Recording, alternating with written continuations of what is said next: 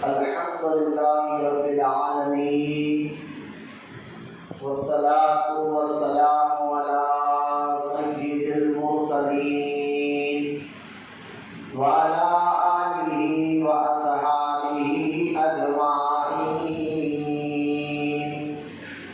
أما بعد، وقال الله تعالى في القرآن المجيد: فأعوذ بالله من الشيطان الرجيم.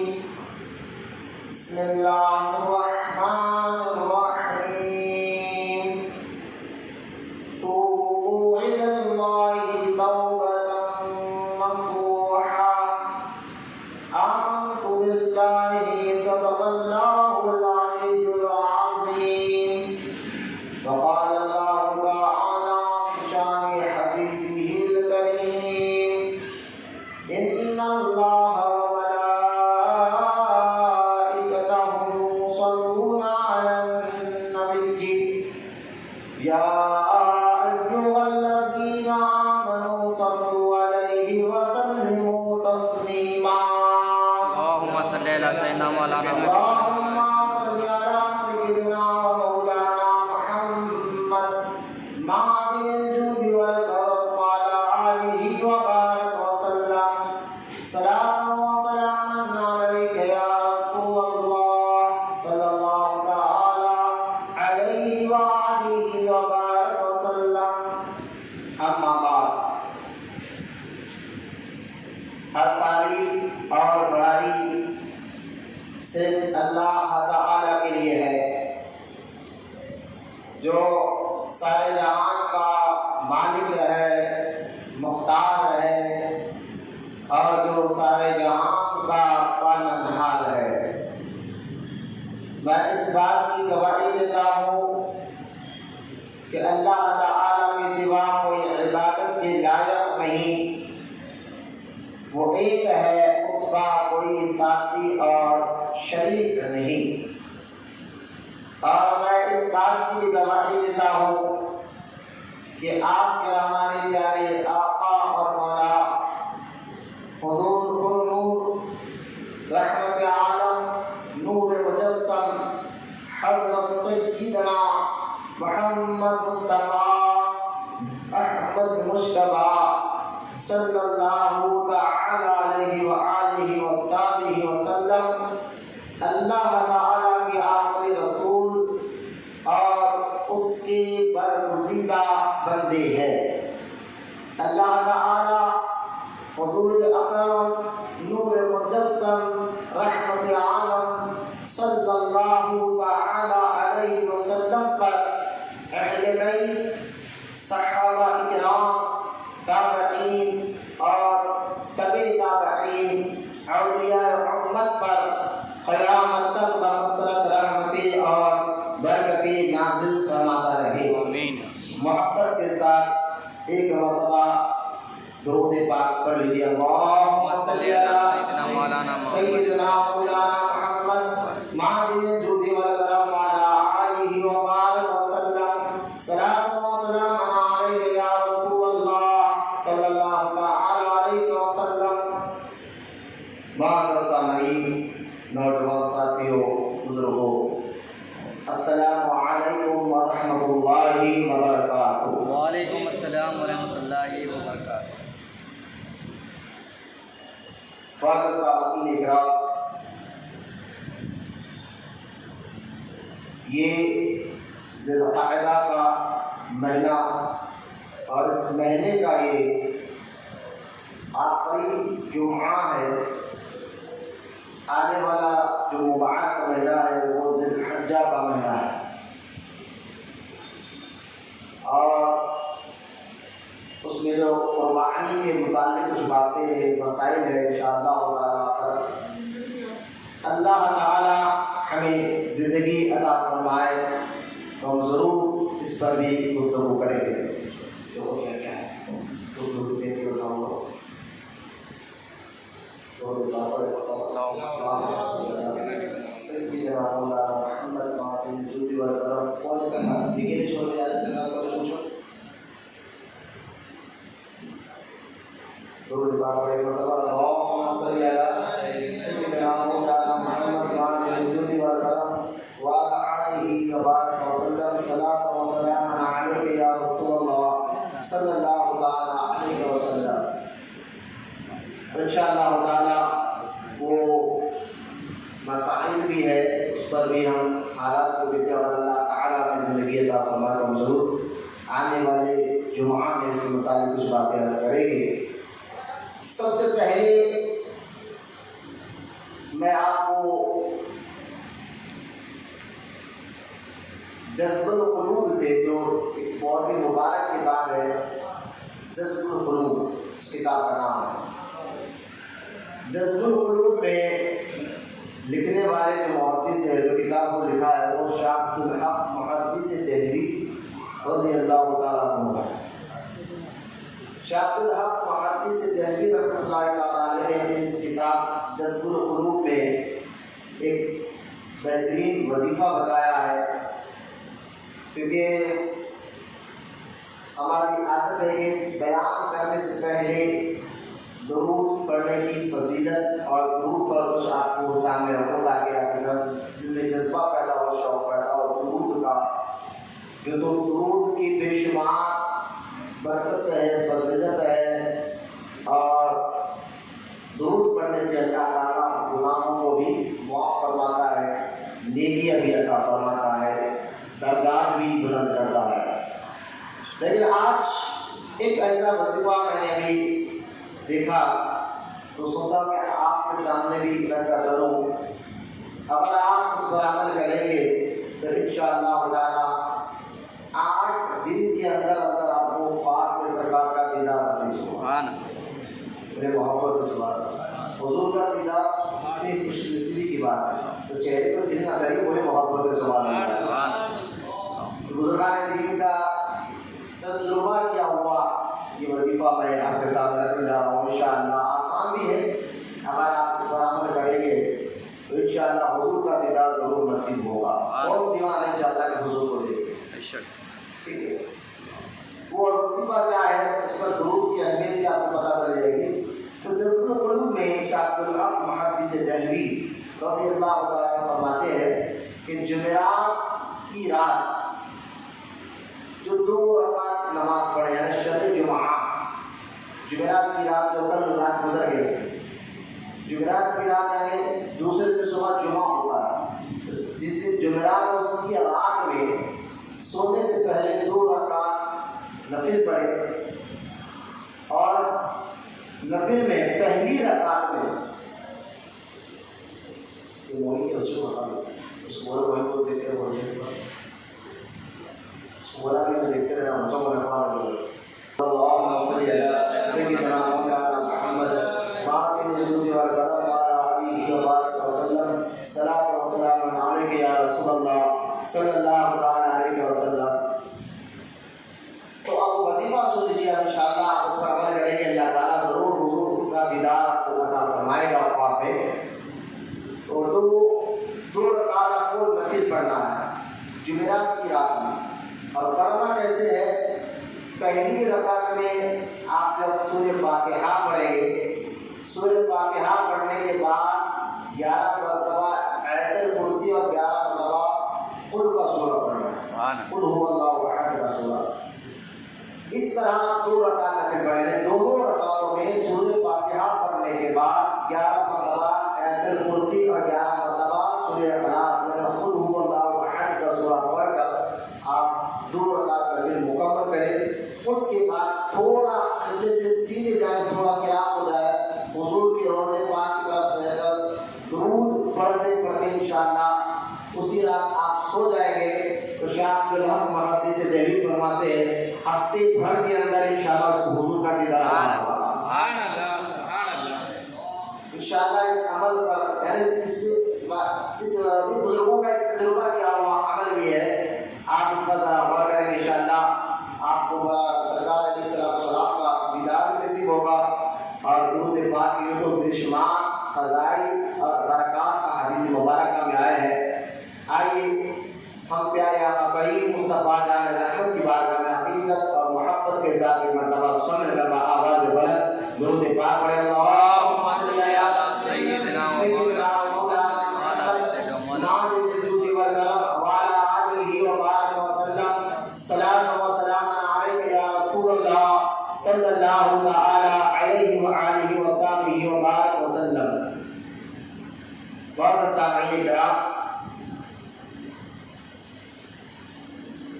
जो आयत पाक मैंने पढ़ी है जिसमें अल्लाह ताला इरशाद फरमा रहा है, ऐ ईमान वालो अल्लाह की बारगाह में सच्ची तौबा करो। और कुरान की आयत में तौबतन नसूहा का लफ्ज़ आया है। तौबतन नसूहा ऐसी तौबा कि जब बंदा तौबा करता है तो पलट कर फिर वो उस बुराई की तरफ ना जाए। जैसा एक बकरी की थान से जब दूध निकल जाता है तो उसको पलट कर वापस नहीं जा सकता, इसी तरह बंदा सच्ची तौबा कर लेता है तो पलट कर उस गुनाह की तरफ नहीं जाता। इसको कहते हैं तौबा नसूहा। और गुनाह, गलत काम, मैंने गुज़िश्ता जुम्मा को बताया बड़ी बात कि हम मुसलमान हैं, हमें दायरा दिया गया है, वो दायरे के अंदर ज़िंदगी में गुजारना है। उस दायरे को फलाम करने वाला अल्लाह उस रसूल का नाफरमान होता है, क्योंकि आपने कलमा पढ़ लिया, कलमा पढ़ने के बाद कुछ चीज़ें आप पर उसके तकाज़े हैं, आप पर ज़रूरी हो जाते हैं। जैसा कि इसकी मिसाल आप देखा जैसे मुबारका में है, हुज़ूर सल्लल्लाहु अलैहि वसल्लम ने इरशाद फरमाया कि दुनिया मोमिन के लिए खैर खाना है और काफिर के लिए जन्नत है।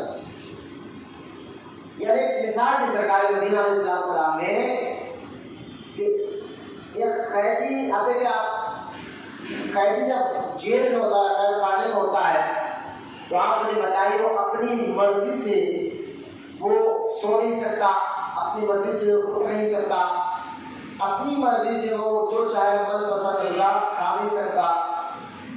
वो कैदी को जेल के तमाम रूल्स को फॉलो करना पड़ता है। सोने का भी टाइम होता है, खाने का भी टाइम होता है, उठने का भी टाइम होता है, लिबास का भी टाइम होता है, हर चीज़, फिर क्या पहनना है, क्या खाना है, कब सोना है, कब उठना है, ये सारे रूल्स को एक कैदी को फॉलो करना पड़ता है। तो सरकार मदीना अलैहिस्सलाम ने फरमाया कि दुनिया मोमिन के लिए खैर खाना है।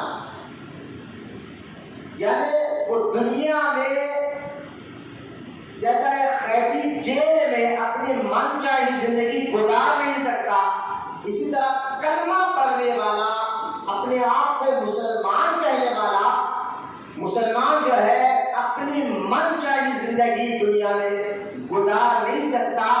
उसके लिए कुछ क़ायदे कानून अल्लाह उसके रसूल ने बताए हैं और उस कानून के मुताबिक मुसलमान को जिंदगी गुजारना चाहिए।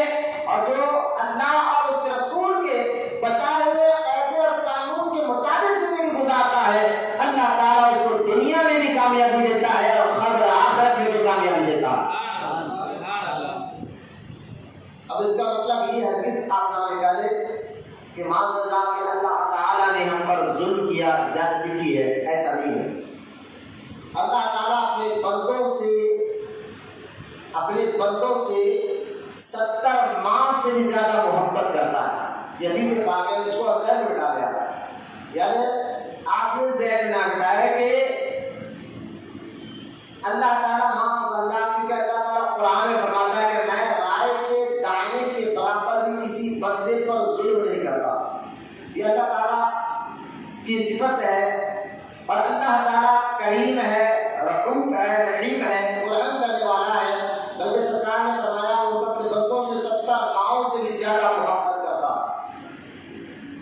तो यहाँ ज़हन में रख ले कि अल्लाह ताला ने जो जिंदगी दी है, आप देखिए आप गुनाह करना है, गलत काम, इससे आपको रोका क्यों जाता है?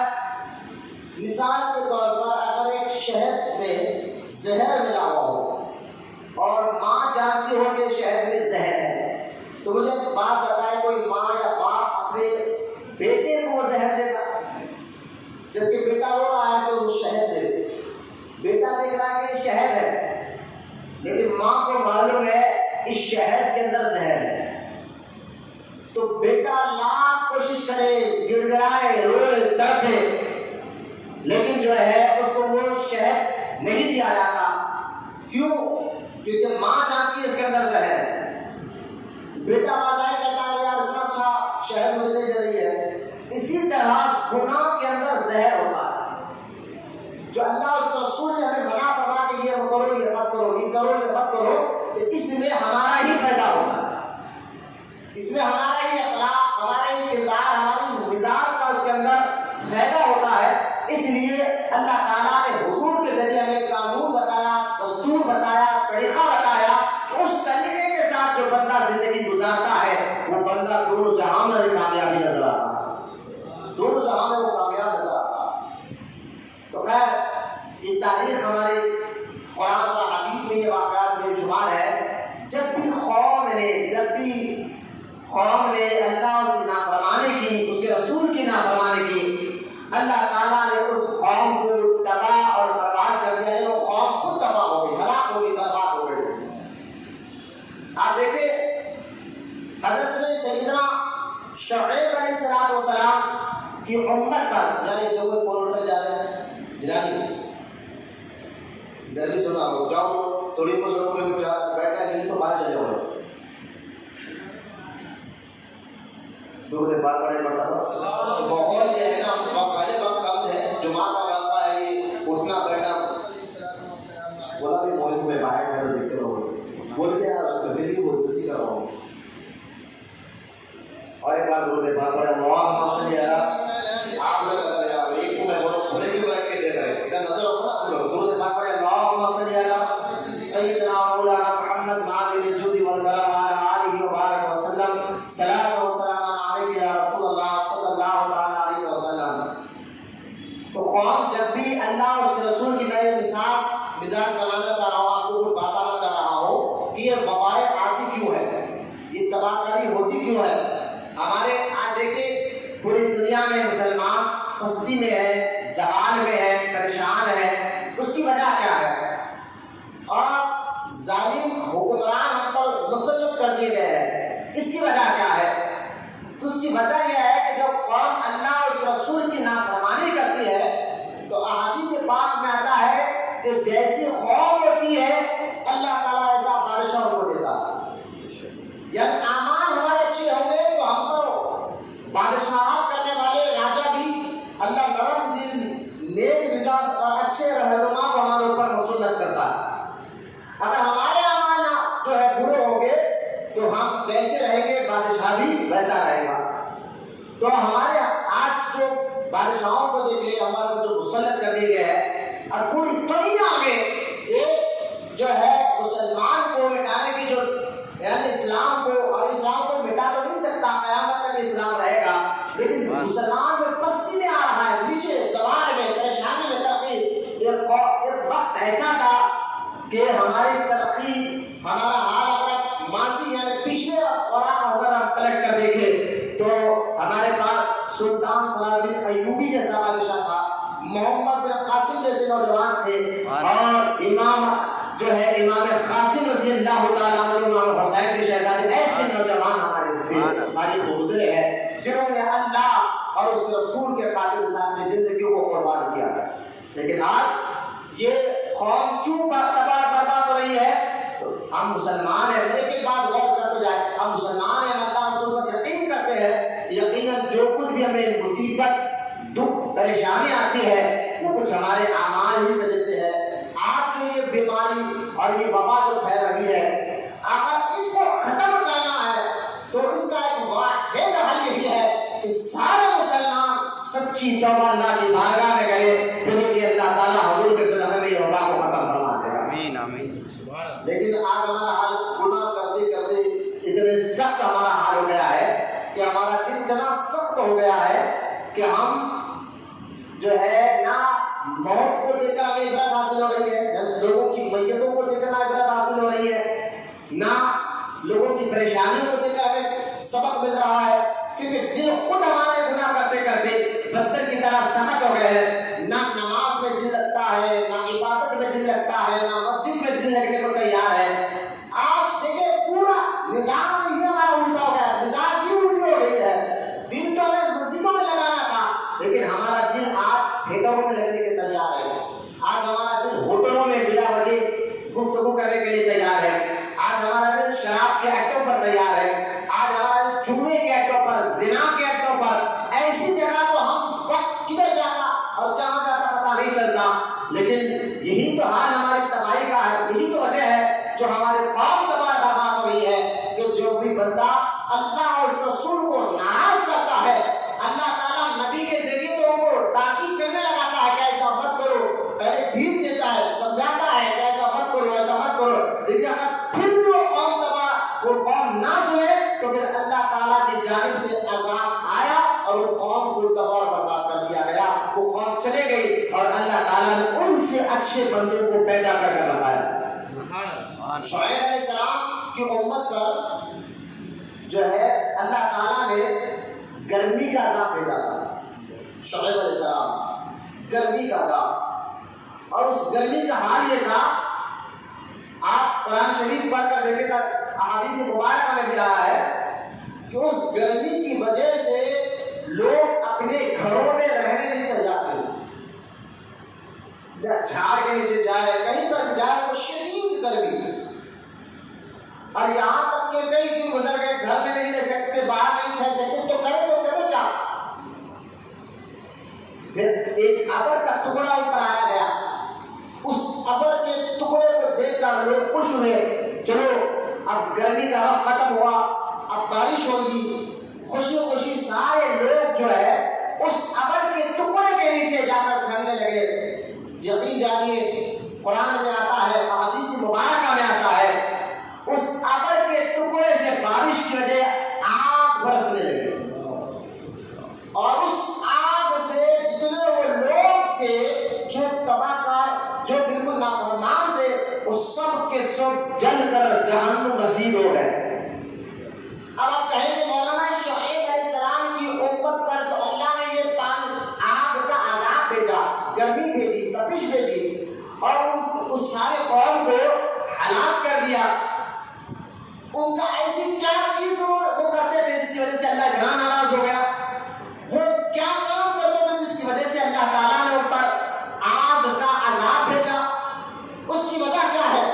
یہ جاننے کے لیے جب میں نے قرآن پڑھا، آپ یقین جانیے وہ قوم جس کی وجہ سے اللہ نے آگ کا عذاب بھیجا اس قوم پر، وہ ایسا کام کرتے تھے، آج ہم نے دیکھا تو وہ کام تو آج بھی امت کر رہی ہے، ہماری قوم بھی کر رہی ہے، حضور کی امت بھی کر رہی ہے۔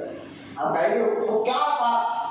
اس قوم نے وہ کام کیا تو اللہ کا عذاب آیا، اور وہ قوم جل کر راکھ ہو گئی۔ تو آپ یقین جانیے وہ قوم کے پاس دو عادتیں بڑی گندی آ گئی تھی، اور نبی نے سمجھانے کے بعد بھی وہ نہیں سمجھ گئے، اور وہ کام کرتے گئے تو اللہ تعالیٰ نے آگ کا عذاب بھیجا، گرمی کا عذاب بھیج کر ان کو تباہ برباد کیا۔ وہ دو کام کیا تھے؟ پہلا کام امانت میں خیانت کرنا، ماپ تول میں جو ہے کمی کر دینا، گراہک کو ماپ تول میں کمی کر جو ہے سامان دینا، ان کا یہ پہلا کام تھا، امانت میں خیانت کرنا، ماپ تول میں کمی کرنا۔ یہی وجہ تھی، ایک تو یہ وجہ، اور دوسری وجہ جس کی وجہ سے اللہ نے ان پر عذاب بھیجا، دوسری وجہ سود کو انہوں نے عام کر دیا تھا، سود کھانے کو اتنا عام کر دیا تھا۔ تو یہ دو وجہ سے شعیب علیہ السلام کی امت پر اللہ تعالیٰ نے عذاب بھیجا، اور وہ قوم تباہ ہو گئی، برباد ہو گئی، جل کا خاک ہو گئی۔ قرآن میں ذکر آ گیا۔ مجھے ایک بات بتائیے، آج کیا اس امت میں یہ ناپ تول میں کمی نہیں ہو رہی ہے؟ بالکل ہو رہی ہے۔ ناپ تول، امانت کا خیال نہیں ہو رہی ہے، بالکل یہ کام ہو رہا ہے، سود نہیں ہو رہا ہے۔ آج تو کچھ اتنے لوگ ہیں جو سود کو سود سمجھنے کے لیے بھی تیار نہیں ہے، لیکن سود ہمارے اس امت میں آ رہا ہے۔ لیکن وجہ کیا ہے کہ پہلے لوگ ایسے کام کرے تو اللہ کا عذاب فوری آتا اور قوم تباہ ہو جاتی تھی۔ آج بھی وہ مسلمان یہ کام کر رہا ہے، تو آج یہ ساری قوم تباہ کیوں نہیں ہو رہی ہے؟ صرف ایک مدینے والے آقا علیہ السلام کے ساتھ، کیونکہ امت کو قیامت تک رکھنا ہے۔ ہاں اللہ تعالیٰ ضرور اس قوم کو تنبیہ کر رہا ہے، یعنی تنبیہ کر رہا ہے، وارننگ دے رہا ہے کہ اب بھی وقت ہے، توبہ کرو، ان کاموں سے بچ جاؤ، پھر اللہ تعالیٰ عذاب کی جگہ رحمت تمہارے پاس دے گا۔ سبحان اللہ، بے شک۔ سود کو سود کرنے کا جیسے مثال دیتا ہوں، کئی ہمارے پاس مسئلے آتے ہیں کہ حضرت ہم جو ہے رہن کا گھر لینا چاہتے ہیں۔ ہم نے کہا بھائی رہن کا گھر تو سود ہوتا ہے۔ اب سود کو پہلے تو آپ مسئلہ پوچھتے ہیں، مسئلہ بتا دیا گیا کہ رہن کا گھر سود میں آتا ہے تو ماننے کو تیار نہیں۔ بولے سود کیسے ہوگا؟ اچھا جب ان کو مان لیا جائے گا تو آپ اپنی طرف سے ایک مسئلہ نکالتے ہیں، آپ ان کو لینا ہے کچھ بھی کر کر، اب کچھ بھی کر کر لینا ہے تو کیا کرتے معلوم ہے؟ نئے نئے باتیں نکال کر ملانے کی کوشش کرتے تھے۔ تو نئے ایک کام کرتے ہیں، وہ گھر لے لیتے اور لے لے کر تھوڑا مہینے کو 500 روپیہ مکاندار کو دے دیتے، اونر کو دے دیں گے، اب تو سود نہیں ہوتا ہمارا۔ میں نے کہا واہ بھائی عقل تمہاری، سود بولے کس کو ہے؟ تم نے مثال کے طور پر 1 لاکھ روپے دے کر گھر لے لیا، اب 2 سال 3 سال جتنے سال کا بھی ایگریمنٹ ہو، ختم ہونے کا تمہارا 1 لاکھ جیسے کا ویسے رہا، وہ واپس تمہیں ملے گا، اور اس پر جو تم منافع تم پیسہ لیں گے، گھر تو استعمال کر رہے تھے، یہ تو سود ہو گیا۔ اور اس کے اوپر تم کہنا کہ 500 دے دوں گا لیکن میرے لیے تو ایسا نہیں ہو سکتا۔ اگر کوئی سور پر بکرے کا چمڑا چڑھا کر کہے کہ میں حلال کر دوں گا تو حلال کیسے ہوگا؟ یہ اپنی طرف سے مسئلہ لگا ہے۔ میں آپ کو بتا رہا ہوں آج ہم گناہ کرتے کرتے ہماری مزاج یہ ہو گئی ہے کہ غلطی کو غلطی سمجھنے کے لیے بھی ہم تیار نہیں ہیں۔ یہی وجہ ہے کہ ایک طرح سے قوم ہماری تباہ برباد ہو رہی ہے۔ آپ جانتے ہیں کہ سرکار غوث پاک رضی اللہ تعالیٰ عنہ کا وہ مبارک شہر بغداد شریف کا یہ واقعہ ہے 5ویں صدی ہجری، یعنی قوم کے آپ نے تو 14ویں صدی چل رہی ہے، 5ویں صدی کی میں آپ کے سامنے بات کر رہا ہوں۔ بغداد شریف میں ہلاکو کا ایک بادشاہ گزرا، آپ تاریخ پڑھیں گے تو انشاءاللہ یہ ساری باتیں معلوم ہوگی۔ ہلاکو کا ایک بادشاہ گزرا بغداد شریف میں، اور وہ ہلاکو کا اتنا خطرناک تھا، یعنی وہ اللہ رسول کو، اللہ اور اس کے رسول کا اتنا نافرمان تھا، تو اس نے کیا کیا، ہلاکو خان نے کہ اپنی فوج کو تیار کیا، اور فوج کو تیار کر کر وہ بغداد پر حملہ کیا۔ میں اسی امت کا واقعہ سنا رہا ہوں، ذرا اور سے آپ سنیں، میں اس میں میسج کیا دینا چاہتا ہوں، سبق کیا دینا چاہتا ہوں آپ کو، اور سمجھانا کیا چاہتا ہوں، اللہ ہمیں سمجھنے کی توفیق عطا فرمائے۔ آپ دیکھیں وہ ہلاکو خان نے فوج کو تیار کیا، اور تیار کر کر کہا کہ جاؤ بغداد میں جا کر، بغداد میں داخل ہو کر جتنے بغداد میں مسلمان ہیں سب کو مارو، کسی کو نہیں چھوڑنا۔ قتل غارت گری، یہ فسادات کب ہوتے ہیں، لڑائی جھگڑا کب ہوتا ہے، اس پر بھی یہ بات، اس واقعے سے آپ کو بات سمجھ میں آ گئی۔ جا کر سب کو ہلاک کر دو۔ اور ہلاکو خان نے قسم کھائی تھی، ہلاکو خان نے قسم کھائی تھی کہ میں بغداد پر حملہ کروں گا، اب توجہ کریں اس پر، میری طرف حملہ کروں گا اور وہاں کے لوگوں کو ماروں گا، مار کر ان کی کھوپڑیوں کو، ان کے جسم کے سروں کو نکال کر ایک مینار بناؤں گا، اور ان سروں پر بیٹھوں گا، بیٹھ کر ایک مسلمان کی کھوپڑی میں شراب پیوں گا۔ یہ اس کی دلی خواہش تھی ہلاکو خان کی، اور اس نے یہ خواہش کے تحت فوج کو بھیج دیا کہ جاؤ تم جا کر حملہ کرو۔ اب فوج نکلی، اس دور میں 5ویں صدی میں بغداد کے پاس اتنی فوج نہیں تھی کہ اس سے مقابلہ کر سکے، اس سے لڑ سکے، اتنی فوج نہیں تھی، اتنا اسلحہ نہیں تھا، اتنے ہتھیار نہیں تھے۔ ابھی سارے بغداد کے لوگ پریشان ہو گئے، مسلمان بولے اب تو اتنی بڑی فوج بھیج دیا، ہم اس سے لڑ بھی نہیں سکتے۔ تو اسی بغداد میں ایک بزرگ تھے جن کا نام حضرت سیدنا شیخ جام رحمۃ اللہ تعالیٰ علیہ، ان کے پاس سارے مسلمان آئے اور آ کر کہنے لگے حضرت دعا کر دیجئے اللہ تعالیٰ اس مصیبت کو ٹال دے، یہ فوج ہم پر حملہ نہ کرے۔ دیکھیے آپ اس واقعے سے پتا کیا چلا، میں آپ سے 1000 سال پہلے بات آپ کو بتا رہا ہوں، پہلے سے مسلمانوں کا طریقہ رہا مصیبت کے وقت، پریشانی کے وقت اللہ والوں کا وسیلہ لیا کرتے تھے۔ سبحان اللہ، بے شک۔ اس واقعے سے یہ بھی جائزہ رکھ لیا، وسیلہ لینا۔ آج جو وہابی بدعقیدہ کہہ رہے ہیں کہ وسیلہ لینا شرک ہے، حرام ہے، یہ پہلے دور میں نہیں لیا جاتا تھا، تو یہ بھولتے چاہتے ہیں جو بلا وجہ آپ کے ایمان اور عقیدے کو کمزور کرنا چاہتا ہے، اصل میں وسیلہ لینا جائز بھی ہے، اللہ کا حکم بھی ہے، اور 1400 سال سے مسلمان وسیلہ اللہ کی بارگاہ میں لیتے جا رہے ہیں، سبحان اللہ، بے شک لیتے چلے آ رہے ہیں۔ اب سارے بغداد کے مسلمان اس بزرگ کے پاس گئے، کہنے لگے حضرت اب تو یہ بادشاہ فوج کو بھیج دیا ہے اور ہم سے لڑ نہیں سکتے، کیا کریں؟ آپ دعا کرتے کہ اللہ تعالیٰ اس مصیبت کو ٹال دے۔ اب اس واقعے سے اللہ کے نیک بندوں کی طاقت کا بھی اندازہ کریں آپ۔ حضرت شیخ جام رحمۃ اللہ تعالیٰ علیہ کے پاس ایک مٹی کا کٹورا تھا، کٹورا جس سے آپ پانی پیا کرتے تھے، اس مٹی کے کٹورے کو آپ نے ہوندا کر دیا، الٹا رکھ دیا اور کہا کہ جاؤ ہم نے سارے بغداد کو اس کٹورے کے اندر چھپا دیا۔ سبحان اللہ، سبحان اللہ، بولیے نا محبت سے سبحان اللہ۔ یہ شان ہے مصطفیٰ کے غلاموں کی، تو آقا کا عالم کیا ہوگا؟ سبحان اللہ، یہ حضور کے غلام ہے، اولیاء کرام ہے، تو اللہ تعالیٰ اللہ کو ایسی طاقت عطا فرماتا ہے۔ ہاں اس پر کبھی میں نے بہت بیان کیا ہے کہ بعض لوگ کہتے ہیں ایک چھوٹے سے کٹورے کے اندر ہم حملہ کریں تو زمین کا ایک چھوٹا حصہ چھوٹا، لیکن یہ اتنا کٹورا پورے شہر کو، گھر نہیں ایک محلہ نہیں، پورا شہر کی بات کر رہا ہوں، پورا بغداد کی بات کر رہا ہوں۔ تو میں نے کہا یہ بزرگ کی کرامت ہے۔ کیا ہے کرامت؟ کہتے ہیں اسی کو ہے جو تمہاری عقل میں نہ، سبحان اللہ، جو بات عقل میں آ جائے وہ کرامت تھوڑی ہوتی ہے، جو تمہاری عقل نہ مانے اسی کو کرامت کہتے ہیں، اور کرامتیں اللہ تعالیٰ اپنے نیک بندوں کو عطا فرماتا ہے۔ سبحان اللہ، تو خیر حضرت شیخ جام رحمۃ اللہ تعالیٰ علیہ نے کھٹورا حملہ کیا، اب فوج آئی، ڈھونڈ کر چلے گئی اور جا کر ہلاکو خان کہنے لگی حضرت ہم نے سارا شہر دیکھا، ہمیں بغداد ہی نظر نہیں آیا۔ وہ پریشان ہو گیا۔ ہلاکو خان نے کہا یہ کیا بات ہے، میں کسی آدمی کا ایڈریس دے کے تھوڑی بھیجا کہ تم سارا کو جا کے ڈھونڈو، یا کسی ایک مکان ایک دکان کا ایڈریس دے کر بھیجایا ہوں کہ جا کے تم اس کو ڈھونڈو، میں پورے بغداد کی طرف تمہیں بھیجایا ہوں۔ کہا حضرت ہمیں بغداد نظر ہی نہیں آ رہا ہے۔ ہلاکو خان نے کہا کہ ٹھیک ہے پھر جاؤ۔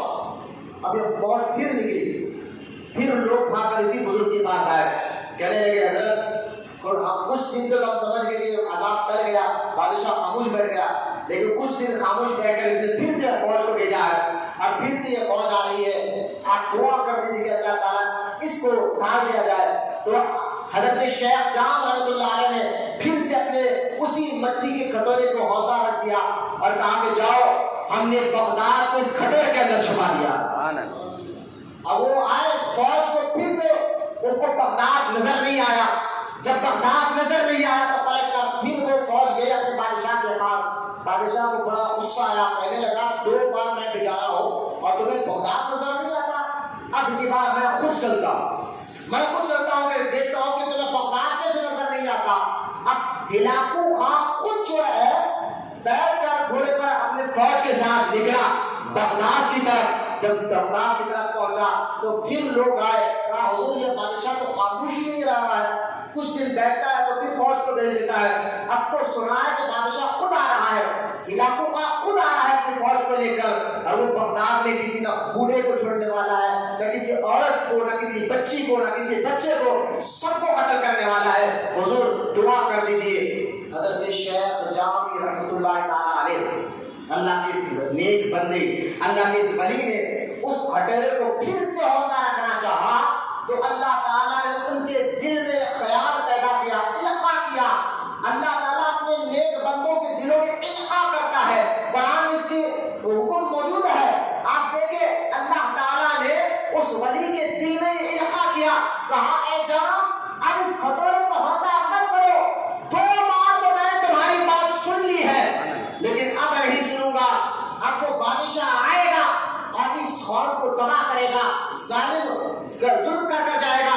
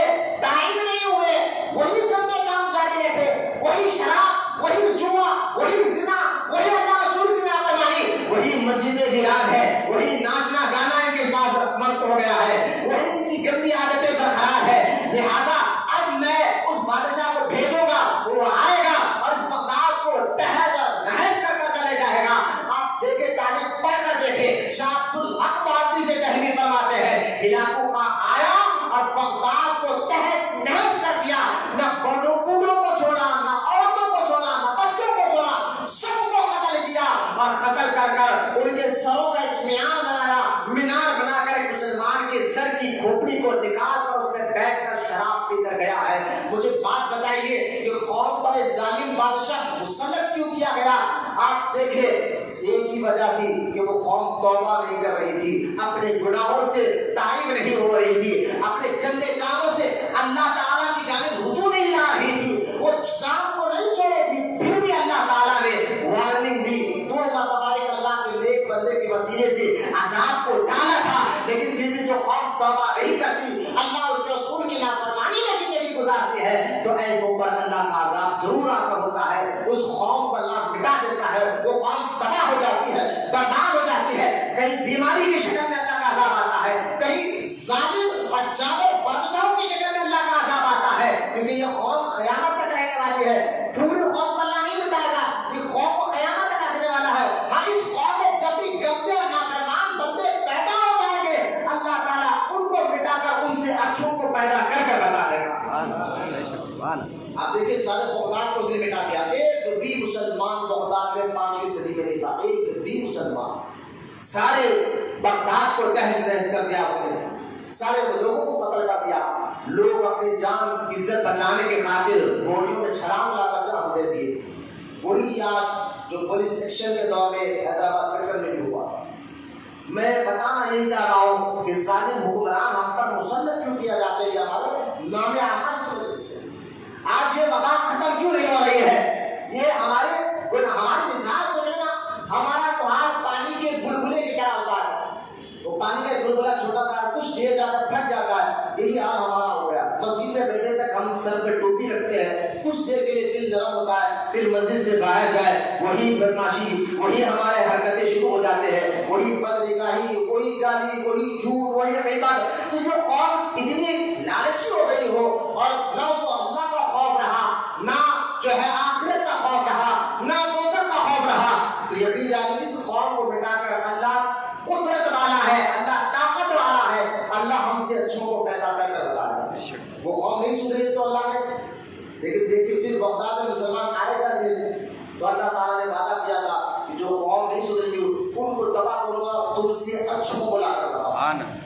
اب ہلاکو کا مرا، وہ تو بڑا خوش تھا، میں نے سارا خواہش میں نے پوری کر دی۔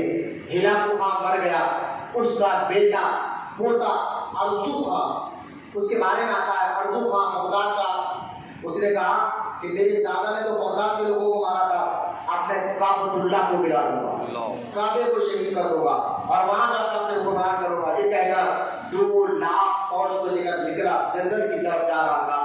اچانک جنگل میں رات کا وقت، مغرب کا وقت تھا یا شام کا وقت تھا، وہ جنگل میں ایک جگہ رکا، جب رات کریں گے صبح جائیں گے اور مکہ پہ جا کر حملہ کر کر سارے کعبۃ اللہ کو شہید کر دیں گے، وہاں کے مسلمانوں کو بھی قتل کر دیں گے۔ 2 لاکھ فوج کو لے کر جب یہ نکلا تھا، رات کا وقت تھا، اچانک جنگل کے اونچے پہاڑ کی طرف سے، ایک جنگل میں پہاڑ کی جانب سے آواز آتی ہے، اللہ اکبر اللہ اکبر۔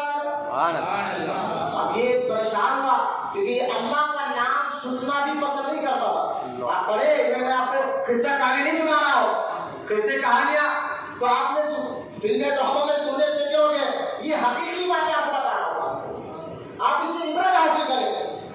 وہ بادشاہ ایسا تھا کہ اللہ کا نام سننے کو بھی اس کو گوارا نہیں تھا۔ وہ پریشان ہوا کہ اتنے جنگل میں ایک اونچے پہاڑ کے جانب سے کون ہے جو اللہ کا نام لے رہا، اس کو پکڑ کر آؤ۔ فوج گئی اوپر، دیکھا ایک بہت ہی نورانی شکل والے بزرگ ہے، وہ بزرگ کے چہرے کو دیکھ کر فوج ڈر گئی، ہمت نہیں ہوئی آگے جا کر کچھ بول سکے، تو لہٰذا اس فوج نے نیچے آ کر کہا حضرت ایک نورانی چہرے والے بزرگ ہے، ہماری ہمت نہیں ہو رہی کہ اس کے قریب جاؤ، وہ پکڑے اور ان کو نیچے اتار کر رہا ہے۔ تو بادشاہ نے کہا اچھا چلو میں چل کر دیکھتا ہوں ہے کون وہ۔ تو بادشاہ جو ہے گیا اور ساتھ میں اس کے کتا بھی تھا، کتے کو روٹی کھلاتے کھلاتے وہ پہاڑ کے اوپر پہنچتا ہے اور جا کر بزرگ کو کہتا ہے میں نے تمہیں بلایا تھا، تم نے آئے کیوں نہیں؟ وہ بزرگ نے کہا کہ میں کسی کے بلانے پر نہیں جاتا۔ کیوں؟ بادشاہ کہنے لگا میرا ڈر نہیں ہے۔ وہ بزرگ نے کہا میں اللہ کے سوا کسی سے نہیں ڈرتا۔ تو بادشاہ کو بڑا غصہ آیا، ارزو خان نے کہا ارے اللہ ہے کا ہے کون اللہ؟ میں اللہ کو مانتا نہیں ہوں، وہ ہے کون؟ تو ارزو خان جب یہ کہا تو بزرگ نے کہا اللہ وہ ہے جو تجھ جیسے ظالم کے ذریعے کتے کو روٹی کھلا رہا۔ بس بات اثر کر دیتی ہے بات، اور اللہ کے نیک بندوں کی زبان سے دیکھا آپ نے کوئی نیک بندہ کوئی بات کو دل پر اثر ہوتا ہے، بس ایک جملہ ارزو خان کے دل پر اثر کر گیا، اس نے کہا بابا ہاتھ بڑھائیے میں اسلام قبول کرنا چاہتا ہوں، اور وہ ساری 2 لاکھ فوج بھی اسلام قبول کی، اور اللہ تعالیٰ نے پھر سے بغداد کو مسلمانوں سے آباد کر دیا ہے۔ میں بتانا اور سمجھانا چاہتا ہوں آپ کو کہ اس قوم میں اللہ تعالیٰ نے لچک رکھی ہے، جتنا دباؤ اسلام اتنا پھیلے گا، کیونکہ اسلام قیامت تک رہنے والا ہے، ایک بات۔ اور دوسری بات اللہ تعالیٰ نے پہلے بتا دیا، اگر تم نہیں سدھرو گے تو اللہ تم سے اچھوں کو لا کر بتا سکتا، بس یہ ذہن میں رکھے گا۔ ابھی وقت ہے، ہم موتوں کو دیکھ کر نہیں سدھر رہے، ہم حالات کو دیکھ کر نہیں سدھر رہے نا، آج بھی مسجد ایران ہے، آج بھی شراب کے اڈے، جوئے کے اڈے، اور آج بھی ہم میوزک کے دل دادا ہے، فلموں کے دل دادا ہے، آج جو نا قوم ہماری سوچ ہماری فکر ختم ہو گئی آخرت کی، قبر کی، نہ عبرت رہا، نہ آخرت کی سوچ رہی، نہ فکر رہی۔ میں ایک حدیث آپ کو سناتا ہوں، سرکار دو عالم علیہ السلام نے ارشاد فرمایا، ابھی حدیث پر ذرا غور سنیں اور اس حدیث پر غور کریں۔ سرکار نے کیا بتایا کہ قوم تباہ کب ہوتی ہے؟ ایک بات یاد رکھیے، قوم تباہ کب ہوتی ہے؟ قوم اللہ اس رسول کی جب نافرمانی کرتی ہے، قوم ذلت میں رسوائی میں آ جاتی ہے، پھر کہیں پر اس کی عزت نہیں رہتی۔ آپ دیکھیں، یاد رکھیں کہ ہم آج گناہ کے اتنے لالچی بن گئے ہیں، گندے کاموں کے اتنے لالچی بن گئے ہیں، اس لیے طرح طرح کی بیماریاں آتے ہیں۔ حدیث پاک ہے، انس بن مالک رضی اللہ تعالیٰ عنہ روایت فرماتے ہیں کہ اللہ کے رسول صلی اللہ تعالیٰ علیہ وسلم نے کیا فرمایا، جب میری امت 5 چیزوں کو حلال سمجھنے لگے گی تو ان پر تباہی نازل ہوگی، بربادی نازل ہوگی۔ 5 چیز ایسے ہے جب سرکار ہمارے میری امت اس کو صحیح سمجھے گی اور وہ کام کرنے لگے گی، حلال سمجھنے لگے گی، وہ کام کرنے لگے گی، تو سرکار فرماتے ہیں اللہ تعالیٰ ان پر جو ہے تباہی کو نازل کر دے گا۔ 5 چیز کیا ہے؟ صحابہ نے پوچھا یا رسول اللہ صلی اللہ تعالیٰ علیہ وسلم وہ 5 چیزیں کیا ہے؟ سرکار نے فرمایا پہلی چیز، میری امت میں لعن طعن زیادہ ہو جائے گا، عام ہو جائے گا، گالی گلوچ لڑائی جھگڑا، چھوٹی چھوٹی بات پر لعن طعن کرنا، چھوٹی چھوٹی بات پر جو ہے گالی گلوچ کرنا، چھوٹی چھوٹی بات پر جو ہے سامنے والے کے عیب کو نکالنا۔ سرکار مدینہ علیہ السلام فرماتے ہیں جب میری امت میں لعن طعن عام ہو جائے گا، پہلی چیز، اور اس کو برا ہی نہیں سمجھے گی۔ آج کون برا سمجھ رہا ہے؟ سامنے والے کو چھوٹی چھوٹی بات لڑائی جھگڑے کرنا، اس کا عیب نکالنا، انہیں ایسا ہے، اس کے بارے میں عیب بولتے رہنا کہ اس کی عادت ایسی ہے، یہ بولتا ہے، وہ ایسا کرتا ہے، میں ایسا کرتا ہے۔ آپ 4 دوست بیٹھ کر مجھے بتائیں بولتے کیا ہے؟ آپس میں جب 4 دوست بیٹھتے ہیں یہی تو بات کر لیتے بیٹھتے ہیں کہ فلاں ایسا ہے، فلاں ایسا ہے، دوسروں پر لعن طعن کرنا، گالی گلوچ کرنا۔ آج تو ہم نے اور آپ نے بھی دیکھا ہے ماحول کو، دوست تو ایسا ہو گیا ہے، پہلے مسلمان آپس میں ملتے تھے تو سلام کر کر ملا کرتے تھے، اب تو گالی دے کر ملا کرتے ہیں، گندی بات کہہ کر ملا کرتے ہیں۔ یہ حال آپ جو قوم کا ہو گیا ہے تو قوم تباہ ہی برباد ہی کیا ہوگی۔ پہلی چیز سرکار نے فرمایا میری امت میں لعن طعن عام ہو جائے گی، جس کی وجہ سے تباہی آئے گی، بربادی آئے گی۔ اور سرکار نے فرمایا دوسری چیز، مرد آدمی ریشمی لباس پہننے لگ جائے، مرد ہو گئے لیکن عورتوں جیسا لباس۔ مجھے بتائیے آج کئی نوجوانوں کا آپ نے دیکھا ہوگا کان میں بالی لگتے ہو، کئی نوجوانوں کو دیکھا ہوگا بال کا چوٹا باندھتے ہو، کئی نوجوانوں کو آپ نے دیکھا ہوگا جو ہے لباس اتنا چست یعنی ٹائٹ پہنا ہوا جسے پیر کا رام نظر آ رہا ہے، یا تو اتنے چمکدار کپڑے، ریشمی کپڑے جو پہنے ہوئے ہیں۔ آپ دیکھ لیجئے میرے آقا، یاد رکھیں مسلمانوں، زمین پھٹ سکتی ہے، آسمان پھٹ سکتا ہے، اور جو ہے پھٹنے والے بھی ہے، لیکن میرے اور نبی، میرے اور آپ کے نبی جو بات بتا دے وہ بات کبھی غلط نہیں ہو سکتی۔ سبحان اللہ، بے شک کاکبل ہوگا، اس کی وجہ سے بربادی آئے گی، تباہی آئے گی۔ بات دیکھیں مردوں کو کہ آج کئی نوجوانوں کا دیکھیں، اسی لیے دیکھیں نا نوجوان جو ہے نا مردانہ، حدیث مبارکہ میں اللہ کے رسول صلی اللہ تعالیٰ علیہ وسلم نے ارشاد فرمایا اس مرد پر اللہ کی لعنت ہے جو مرد ہو کر عورتوں جیسی نقل کرتا ہے، اور ان عورتوں پر اللہ کی لعنت ہے، ان عورتوں پر اللہ کی لعنت ہے جو عورت ہو کر مردانہ لباس پہنتی ہے اور مردانوں جیسے طریقوں کو اپناتی ہے۔ لیکن آج دیکھیں اس پر کوئی گناہ نہیں سمجھا جاتا، آج فیشن ہو گیا، ہمارے پاس گناہ کا نام فیشن ہو گیا، گناہ کا نام ترقی رکھ دیا گیا، نہیں یہ فیشن کا دور ہے۔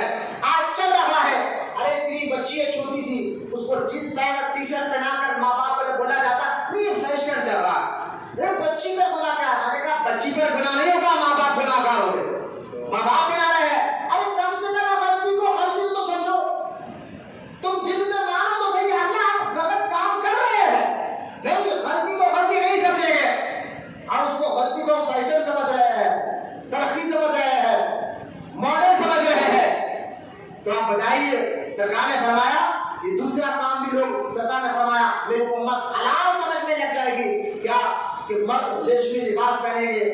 और तीसरी चीज है, सरकार ने मदीना अलैहिस्सलाम ने फरमाया तीसरी चीज मेरी उम्मत में गाना नाचना, औरतें का नाचना, मर्दों का नाचना, गाना आम हो जाएगा।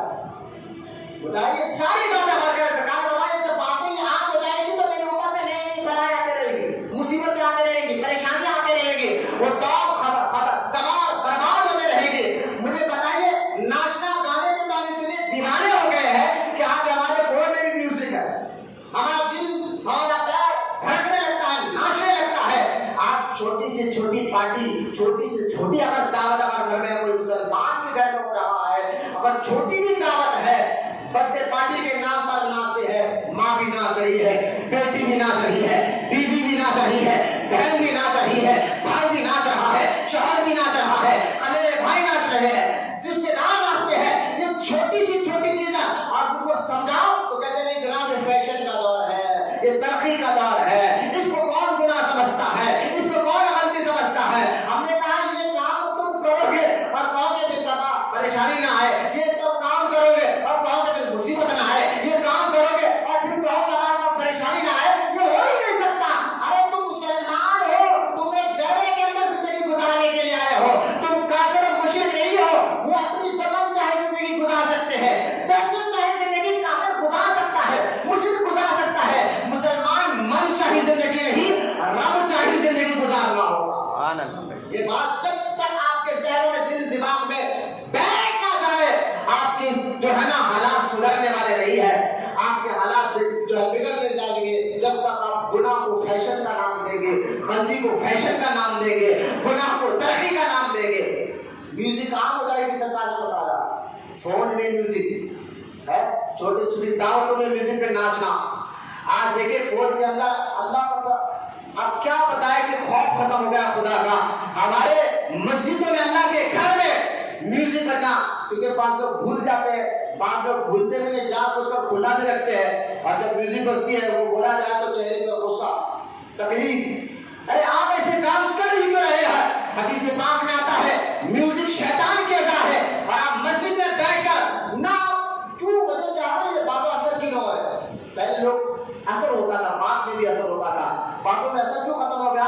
हदीस पाक में आता है जब बंदा कोई गुनाह करता है ना, गुनाह गलत का, तो उसके दिल पर एक काला नुक्ता लगा दिया जाता है, फिर वो और करता है तो और एक नुक्ता लगा दिया जाता है, फिर और करता है फिर और एक नुक्ता, इस तरह वो नुक्ता कर कर कर उसके दिल को सियाह कर दिया जाता है, काला कर दिया जाता है। और जब उसका दिल सियाह और काला हो जाता है, उसका दिल पत्थर से भी ज्यादा सख्त हो जाता है, ना उसको नमाज में दिल लगता है, ना इबादत में दिल लगता है, गुनाहों में उसको मजा आता है, गलत कामों में उसको मजा आता है, किसी का मजाक उड़ाना, किसी की हंसी उड़ाना, किसी को गाली देना, किसी का माल हड़पना, किसी को शराब पिलाना, किसी को फिल्म के अड्डे पर ले जाना, किसी को जिना के अड्डे पर ले जाना, किसी की चूहों के अड्डे पर ले जाना, ये कामों पर उसी को मजा आता है। और याद रखे जो कौम ने भी अल्लाह उसके रसूल की नाफरमानी की, अल्लाह ताला ने इसकी दुनिया को भी बर्बाद कर दिया, उसकी आखिरत को भी बर्बाद कर दिया। आज वजह यही है कि मुसलमान कौम जो बस्ती में आ रही है कि हम गुनाह के दिलदादा हो गए हैं, गुनाह की मोहब्बत में जिंदगी गुजार रहे हैं, हमारा उठना गुनाह हो रहा है, बैठना गुनाह हो रहा है, हमारा सोना जागना हर काम देख लीजिए, हमारा कोई काम अल्लाह उस रसूल के फरमान के मुताबिक नहीं है। हमारा बदन, हमारा हाथ, हमारा पैर, हमारी आंख, हमारी जुबान, हमारी नाक, हमारे कान, सारा जिस्म का हर रेजा, हर बात जो है अल्लाह उस रसूल की नाफरमानी में डूबा हुआ है। अब इस बात को मानो ना मानो, ये आप खुद अपने ज़मीन से पूछिए कि हम कर क्या रहे हैं, हमारी ज़िंदगी क्या हो रही है। अल्लाह हमें समझने की तौफीक अता फरमाए। पहली चीज सरकार ने क्या कहा, लाम का नाम हो जाएगी। दूसरी चीज सरकार ने फरमा मर्द रेशमी लिबास पहनने लग जाएंगे। तीसरी चीज सरकार ने फरमा लोग गाने नाचने के दीवाने हो जाएंगे और औरतें ناچنے لگے گی. اور چوتھی چیز سرکار نے فرمایا میری امت میں شراب عام ہو جائے گا. شراب عام ہو جائے گی. آپ مجھے بتائیے شراب کیا ہے؟ شراب اتنی عام ہو جائے گی. حدیث پاک میں آتا ہے شراب سارے گناہوں کی جڑ ہے, سارے گناہوں کی ماں ہے. نوجوان بچوں کو دیکھیں شراب کی لت میں ہے. پارٹی کے نام پر برتھ ڈے پارٹی اگر کوئی دوست بنائے تو شراب کی پارٹی ہو رہی ہے. چھوٹے چھوٹے چیزوں میں شراب کو عام کر دیا گیا ہے. اتوار آ جائے, سنڈے کا دن آ جائے تو دن بھر محنت کرنے والے, 8 دن تک محنت کرنے والے اپنا پورا پیسہ شراب کے اڈوں پر ڈالنے کے لیے تیار ہے. اب تو سنڈے کا دن بھی ختم ہو گیا ہے, روز دن بھر کماؤ اور رات میں شراب میں ڈال دو. شراب کو کوئی اتنا زیادہ عام ہو گیا ہے اس پہ بولنے کی ضرورت نہیں ہے. آپ دیکھیں تو قوم تباہ برباد کیوں ہوتے, سرکار نے فرمایا تب یہ جب کام عام ہو جائے گی. 5ویں چیز سرکار نے فرمایا مرد سے, عورت سے غلط کام کرنا شروع کر دے. مرد مردوں کے ساتھ, عورتوں کے ساتھ. ہمیں بتایا کہ 5 چیزیں سرکار نے بتایا ہے کہ یہ 5 چیزیں جب میری امت میں عام ہو جائے گی, حلال ہو جائے گی, اب پھر وہ امت پر تباہ بربادی آ کر رہے گی. اب اس کا واحد ذریعہ کیا ہے کہ جو بندہ توبہ کرتا ہے اللہ کی بارگاہ میں اور ان گناہوں سے بچتا ہے, اللہ تعالیٰ اس کو دنیا اور آخرت میں کامیابی عطا فرماتا ہے. اس کا واحد یہی ہے کہ آپ سچی توبہ کریں. لیکن ایک اور حدیث میں آپ کو سناتا ہوں, اور آج کے لوگوں میں دیکھیں یہ ساری باتیں ہوگی. حضرت سیدنا انس رضی اللہ تعالیٰ فرماتے ہیں حضور صلی اللہ تعالیٰ علیہ وسلم نے ارشاد فرمایا آخری زمانے میں کچھ بندے خنزیر کی شکل میں ہوں گے, مسخ کر دیے جائیں گے. سرکار فرماتے ہیں میری امت میں آخری زمانے میں کچھ بندے ان کے چہرے سور کی طرح ہو جائیں گے, خنزیر کی طرح ہو جائیں گے. صحابہ نے پوچھا کہ یا رسول اللہ صلی اللہ علیہ وسلم کیا وہ توحید اور رسالت کے ماننے والے نہیں ہوں گے, یعنی اللہ کو ماننے والے, رسول کو ماننے والے نہیں ہوں گے؟ تو اللہ کے رسول علیہ السلام نے فرمایا ہاں وہ توحید کے ماننے والے ہوں گے, اللہ کو ماننے والے ہوں گے, رسول کو ماننے والے ہوں گے برائے نام. یہاں تک کہ سرکار فرماتے ہیں وہ نماز پڑھنے والے بھی ہوں گے, حج بھی کرنے والے ہوں گے اور روزہ رکھنے والے بھی ہوں گے.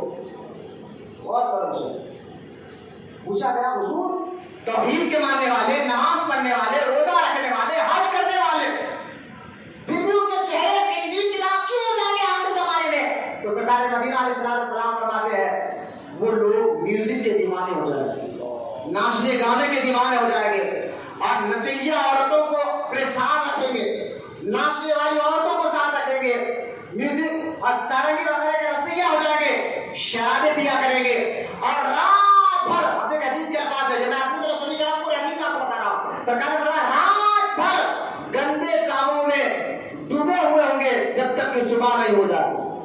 آپ مجھے بتائیں یہ سارے کام رات بھر جو ہے پارٹی کے نام پر رات بھر یا بیٹھے کرا. اب تو پارٹی کو چھوڑ دیجیے, آپ موبائل فون جب سے ہمارے ساتھ آ گیا ہے ہمارا حال یہ ہو گیا ہے کہ ہم جو ہے ہمارے گناہ رات بھر جو ہے فونوں پر چیٹنگ کے نام پر, فیس بک کے نام پر, یوٹیوب کے نام پر ہم نہ جانے اپنی آنکھوں سے کیا کیا وہ کام نہیں کرتے جس سے اللہ اس کا رسول ناراض ہو رہا ہے. مجھے بتائیے یہ 2 حدیثیں میں نے آپ کے سامنے رکھی ہے, یہ حدیث سے پتا کیا چل رہا ہے, معلوم یہ ہو رہا ہے جو بندہ جو قوم اللہ اس کے رسول کی نافرمانی میں زندگی گزارتی ہے وہ قوم پر تباہی آئی ہے, بربادی آئی ہے اور پریشانی آئی ہے. آج یہی وجہ ہے کہ ہم پر بادشاہ صحیح نہیں ہے, ہمارے اوپر لیڈر صحیح نہیں ہے, ہمارے اوپر نئے بیماریاں پیدا کی جا رہی ہے. صرف میں ہندوستان کی بات نہیں کر رہا ہوں, ساری دنیا کے مسلمانوں پر ایک سرسری طور پر آپ مطالعہ کریں, کہیں بھی قوم سکون اور اطمینان نہیں رہی ہے. وجہ کیا ہے کہ جب سے ہم نے اللہ رسول کی نافرمانی شروع کر دی ہے,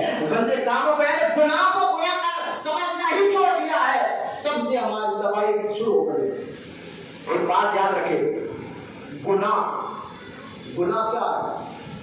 گناہ جس سے اللہ ناراض ہوتا ہو وہ کام سے, جس سے منع کیا گیا ہو.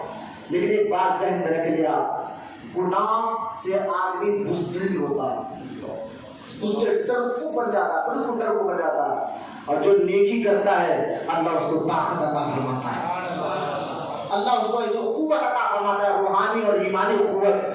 دیکھ لیجیے آپ میرے خواجہ ہند کا راجہ جب ہندوستان آئے تھے, تنہا آئے تھے اور اکیلے آئے چاہیے اور راجستھان جیسے علاقے میں جہاں پر کوئی مسلمان کو دیکھنا کیا سننا پسند نہیں کرتا تھا، لیکن ایسے علاقے میں بیٹھ کر جب اسلام کا کام کیا تو ایسا کام کیا کہ پوری دنیا میں بلکہ پورے ہندوستان میں اسلام کا بول بالا ہوا، اسلامی پرچم لہرنے لگا۔ کیوں؟ کیا طاقت تھی غریب نواز کے پاس؟ تو یہی نیکی کی طاقت تھی، تقوی کی طاقت تھی، خوف خدا کی طاقت تھی۔ جو بھی غریب نواز کو دیکھتا وہ بھی خدا کا ہو جاتا تھا، جو بھی غریب نواز کو دیکھتا وہ بھی اللہ کا ہو جاتا تھا۔ تو لہٰذا آپ غور کریں، گناہ جو ہے آدمی کو بزدل بنا دیتا ہے۔ اس لیے میں ایک اور حدیث آپ کو سناتا ہوں، سنیے آپ۔ ایمان جو ہمارے پاس دولت ہاتھ دیکھے آپ، لیڈروں کے ڈر پر ہمارا ایمان بات لگا رہا ہے، بیماری کے ڈر پر ہمارا ایمان داؤ پہ لگ رہا ہے، لیڈروں کے ڈر پر، اور پیسہ دولت روٹیوں نے ایمان پر ہمیں جو ہے کوشش کرتے کہ ہم ایمان سے ہٹ جائے، ایسے کام کرے جو اس کام سے اللہ اس کے رسول ناراض ہو، پوری طاقت لگائی دی جاتی ہے کہ یہ کام کرو، اگر نہیں کرو گے تو مار دیا جائے گا، سود کا کام ہو، شراب کا کام ہو، اس طرح کی ساری حرکتیں ہمارے اندر کرائی جاتی ہے۔ کیوں؟ کیونکہ ایسا کام کرنے سے اس کے فائدے ہوتے ہیں، اس کا کام نکالنا ہوتا ہے۔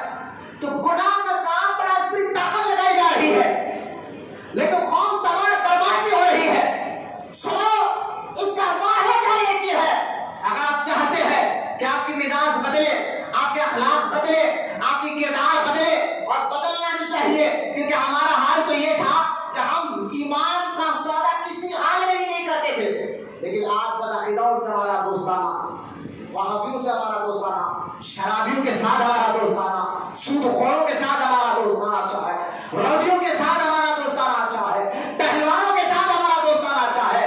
ارے جو ظلم کرتا ہے معلوم ہے یہ علاقے کا ظالم آدمی ہے، ظالم ہے، لیکن اس کے ساتھ بیٹھنا، اس کے ساتھ فوٹو کھچانا، ہم اپنے آپ پر فخر کر رہے ہیں۔ ایمان ہمارا کمزور بھی ہوتا تھا۔ آپ دیکھیے حضرت سیدنا عبداللہ بن حذیفہ رضی اللہ تعالیٰ عنہ، حضرت عمر بن خطاب رضی اللہ تعالیٰ عنہ کے دور میں، ان کے دور مبارکہ کی یہ بات ہے، فاروق اعظم کے دور مبارکہ کے دور میں، آپ حضرت عبداللہ بن حذیفہ رضی اللہ تعالیٰ عنہ ملک کے روم پر گئے تھے حملہ کرنے کے لیے۔ روم اس وقت میں جو ہے نا سپر پاور ملک تھا، سپر پاور ملک تھا۔ ملک کے روم پر جب آپ گئے تھے حملے کے لیے، آپ کسی طرح پکڑے گئے، اور جب آپ کو پکڑ کر لایا گیا، ملک کے روم کا جو بادشاہ تھا کسرا، اس بادشاہ نے جو عیسائی مذہب کا تھا، عبداللہ بن حذیفہ رضی اللہ تعالیٰ عنہ کو بلا کر کہنے لگا، اے عبداللہ بن حذیفہ، میں تمہیں زندہ چھوڑوں گا اور ایک شرط پر چھوڑوں گا۔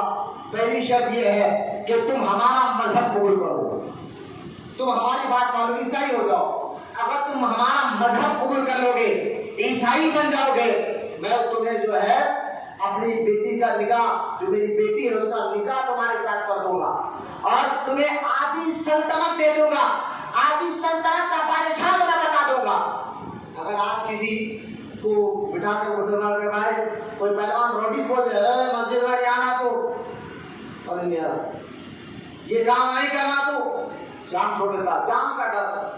اگر کوئی بولے نا یہ پیسے لے لو اور یہ کام کر دو، پیسے کے خاطر تو ہم جو چاہے کرنے کے لیے تیار ہے، نہ ایمان عقیدے کی بات ہے۔ ساری تحقیق کے ساتھ میں ایک بات آپ کے سامنے رکھ رہا ہوں، آپ چاہے مانے نہ مانے، یہ ہو رہا ہے۔ جتنے بدعقیدہ وہابی لوگ جو وہابی بن رہے ہیں نا، تبلیغیوں میں جا کر بدعقیدہ بن رہے ہیں، بکر واقعہ والے بن رہے ہیں، میں نے تحقیق کر کے دیکھا، معلوم کرنے کے بعد بھی آپ کے سامنے بات کر رہا ہوں، ان کو خریدا جا رہا ہے پیسوں سے۔ بھائی ہم تم کو دولت دیں گے، آٹو چلے دیں گے، کاروبار لگا کر دے دیں گے، بس تم ہماری جماعت میں آ جاؤ۔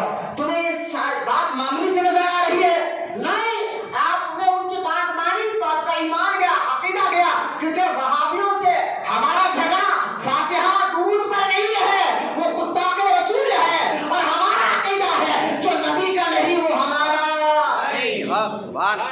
تو گستاخ رسول سے ہمارا رشتہ رہے گا، جو نبی کو بڑا بھائی کہے، جو نبی کو مردہ کہے، جو نبی کا علم کو شیطان سے زیادہ مانے، شیطان کا علم زیادہ مانے، نبی کا علم کو کم کرے، اس طرح کے گندے باتیں کرنے والے یہ وہابی بدعقیدہ، ان کے ساتھ چند پیسوں کے لیے ایمان کا سودا کرنا یہ آسان ہو گیا۔ لیکن ایمان اتنی بڑی دولت ہے اس پر ثابت قدم رہنا اس دور کے حساب سے بڑی مشکل ہو گیا ہے. پہلوان روڈی سب لگے ہوئے آپ کے پیچھے، لیکن جو ایمان بچا لیتا ہے نا پھر اللہ اس کو دونوں جہاں میں کامیابی بھی عطا فرماتا ہے. حضرت عبداللہ بن حذیفہ نے کہا کہ تجھے تیری دولت مبارک ہو، تجھے تیری بیٹی مبارک ہو، میں ایمان کو کسی حالت میں چھوڑنے والا نہیں. بادشاہ نے کہا میں پھر کھولتے ہوئے تیل میں تم کو ڈال دوں گا. تو کہا جو تجھے جو کرنا ہے کر لے. اس نے 3 دن تک تیل کو کھولایا پکا کر اور کہا عبداللہ بن حذیفہ کو بلا کر کہ میں اب بھی کہتا ہوں میری بیٹی سے نکاح کر لو، میرا مذہب قبول کر لو، بادشاہی بھی دے دوں گا ورنہ ایک کھولتے ہوئے تیل میں ڈال دوں گا. کہا مجھے منظور نہیں ہے، مجھے اللہ رسول کا دامن ہی منظور ہے. کہا نہیں مانے گا. تو پھر بھی ڈرانے کے لیے بادشاہ نے کہا کہ قید خانے سے قیدی کو لا کر اس کھولتے ہوئے تیل میں ڈال دیا گیا. تو کھولتے ہوئے تیل میں ڈالا گیا، 1 سیکنڈ میں اس کی ہڈیاں بھی بوری ہو گئی. اتنا خطرناک کھولتا ہوا تیل تھا. پھر بادشاہ نے عبداللہ بن حذیفہ کو کہا اب بھی کہہ رہا ہو مان جاؤ اور چھوڑ دو یہ ایمان کی دولت کو، چھوڑ دو یہ باتوں کو. کہا نہیں میں نہیں مان سکتا.